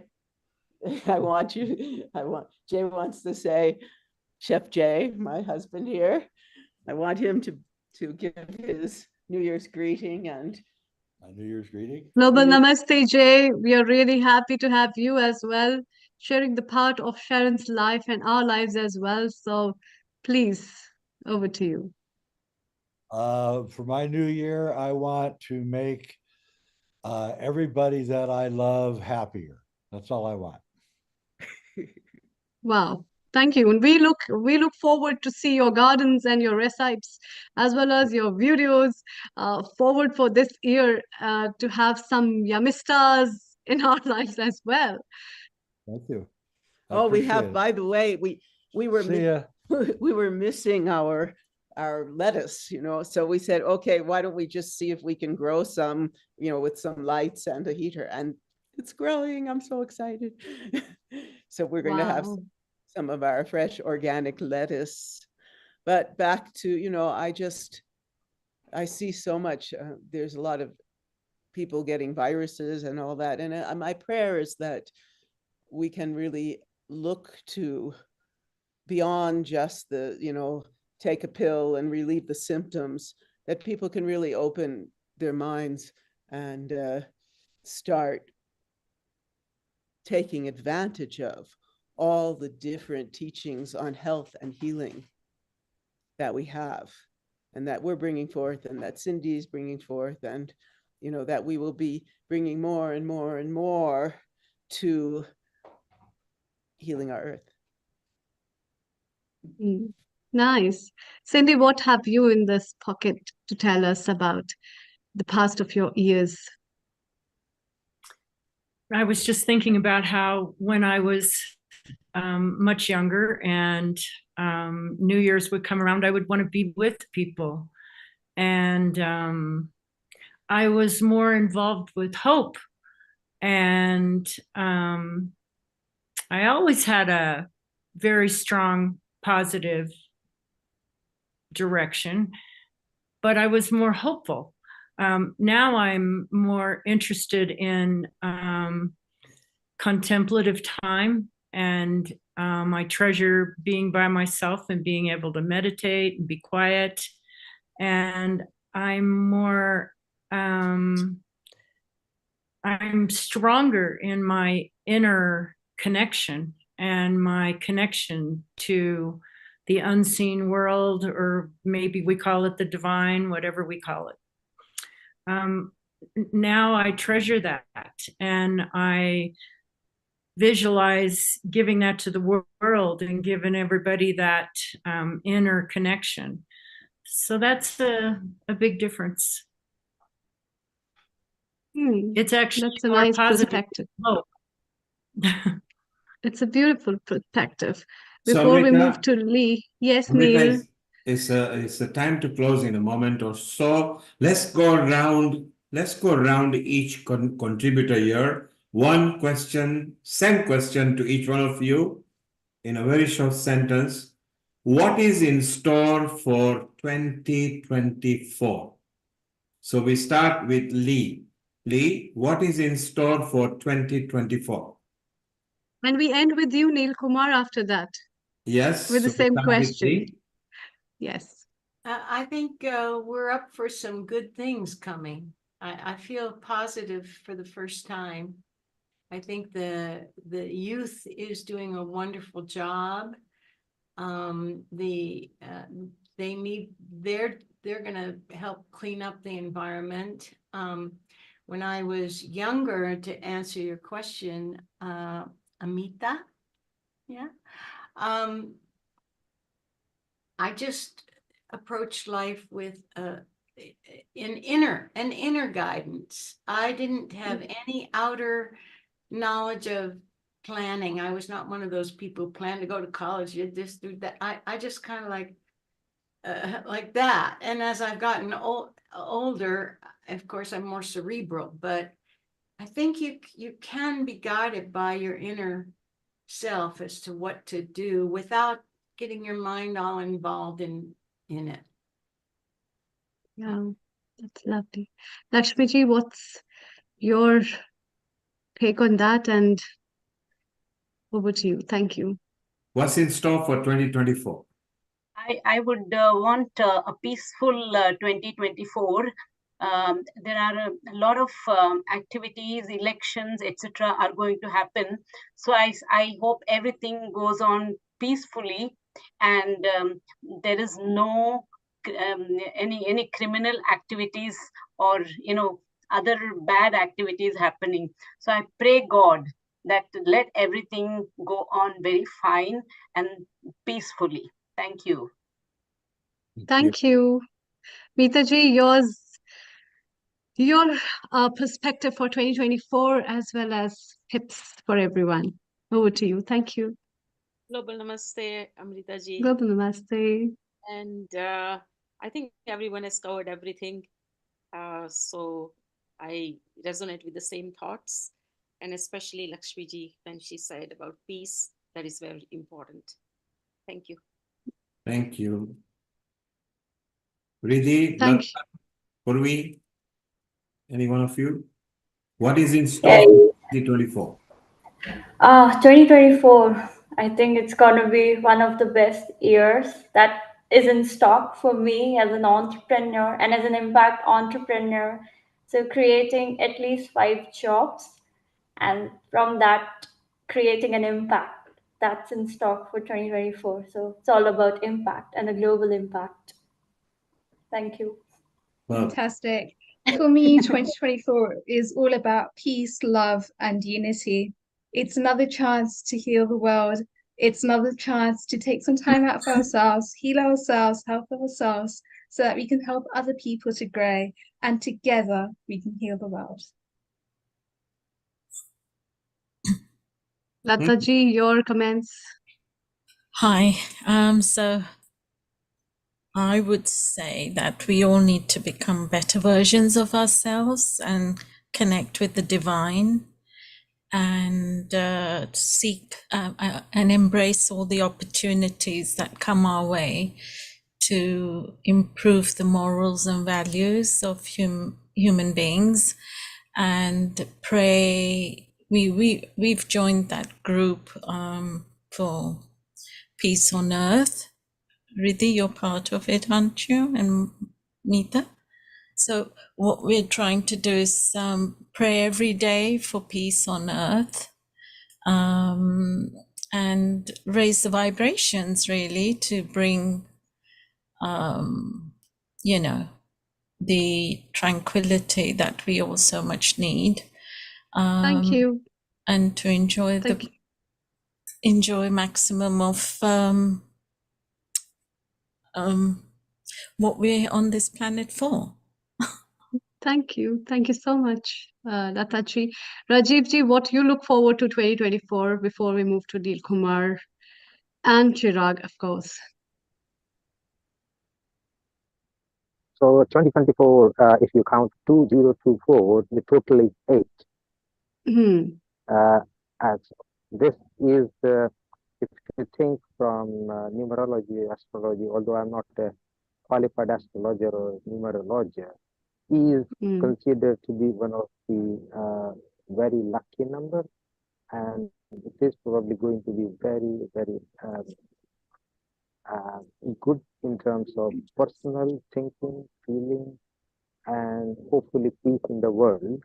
But individually, it is in my mission bringing everything together, physical, mental, spiritual health together, and in my mission of bringing all traditional and modern medicine together to heal mentally and emotionally, and everybody around you will become more loved, more happy, and more content. Thank you. Thank you. Thank you so much. Chirag, what are you looking forward to 2024 for? Well, I think to really stay focused and, health being well, and looking forward to the future with the family. And, I think this year will get a bit better. It takes more time because, like, the last year was a bit rushed, and I think that rushing was not that good. But I think you might take it a little bit slowly, so that we can stay more better and better, so that we can get the attitude more stronger. Is it? That's wonderful. Neel Kumar, what are you looking for? We have Jill as well. Jill, hi Jill. Global Namaste to you. We have been discussing a lot about 2024's resolutions and greetings. So we would like to take your greetings and quickly talking about what are your tips for your 2024 resolutions. Thank you. Over to you. Thank you. Greetings from Prescott, Arizona, down in the truck going to Chandler right now. So my resolutions are to be actualized in my creativity and be a force for the good, to not be caught up with the immense amount of negativity, but at the same time to be aware and to be able to navigate myself and others towards that which is hopeful and loving. Wonderful. That's really nice. And it's good. Looking forward to all of you. So before we wind up today's episode, Neel Kumar, what are you looking for 2024 to be? And it's for the big family of Healing Our Earth. And any resolutions that you hold, or in the years to come, what have you seen change? Over to you before we wind up. Just before I say anything, Mala has got her thing she's looking forward to 2024, and then I'll conclude with that. Mala, how very kind. Thank you very much. Well, I will continue my great works like I've done. I was nominated for the Civic Awards for Lambeth Council, the Hero for Lambeth, and I've been shortlisted, so I'll be looking forward to that. I will continue to educate people and train and develop them, and holistically and academically, and work with people that are like-minded and attract and change the way we think. With all the advice I got today, I'm going to take that on board and strengthen my mindset and spend a lot of time with Marla. And this year it's all about solitude. And I'm going to spend a lot of time with Marla and with nature. And prayer has got me through every year of my life and last year. I will continue to meditate and pray. Most importantly, I will continue to listen to channel in and tune into Healing Our Earth, because I've learned so much from Healing Our Earth and all you wonderful people and experts out there. And thank you very much. And I shall spread the word this year. Thank you, Mala. Okay, and then finally, I'll be like an English weatherman. Sunny at start, damp in the afternoon, rain in the evening, and snow at night. So the 2024 for me will be very simple. It will be turbulent. Too many government will be changing in so many parts of the globe. I will tell you more about 2024 on 1st of January 2025. I'll give you precisely 2024 was. Meanwhile, all I can tell you is, remember, for every dark night, following day, the sun does try to rise and a daylight breaks in. So whenever you think you've got a problem, think positive. You have been given an opportunity to find a solution. I love you all. And remember, for 2024, Healing Our Earth will bring more women, because you can see all the women out here, women empowerment. Give the community to the women and the community will be better. Love you all. Sharon, Amrita, time for you to wind up. Thank you. Thank you so much, Kumar. I'd like to say just that a lot of love I have got from this family, and there's a lot of positivity and beautiful souls that I've met, and an opportunity. So a big hug to each one of you, and a very big, beautiful thanks to everyone, with loads of kisses and loves and blessings to everyone and all the people who have been regularly listening to us at Healing Our Earth. All your love and joy has made it what it is actually. And we look forward to have your better participation in the future episodes that we'll be bringing to you live each Sunday in this year, with a lot of new topics, a lot of new people, different perspectives, different walks, different talks, and beautiful smiles all over. So we wind up today's episode with a small mantra. Sharon, would you like to do, or should I wind up? Okay, so all right. So let's start. My mantra is not the Gayatri mantra to end up today. It is about the peace for everyone. So I'll be chanting up the mantra, which is taken up from Brihad Aranyak Upanishad. It's an Indian spiritual Vedic scripture which talks about, may everybody be happy, may everybody be peaceful, may everybody be free from diseases, and God bestow everyone with good luck, and may everyone stay happy. Om.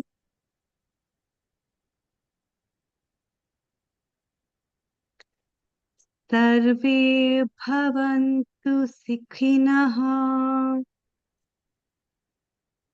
Sarve santu niramayah. Sarve bhadrani pashyantu ma kashchit dukh bhag bhavet. Om. Sarve bhavantu sukhinah. Sarve santu niramayah. Sarve bhadrani pashyantu ma kashchit दुख भाग भवे। ओम शांति शांति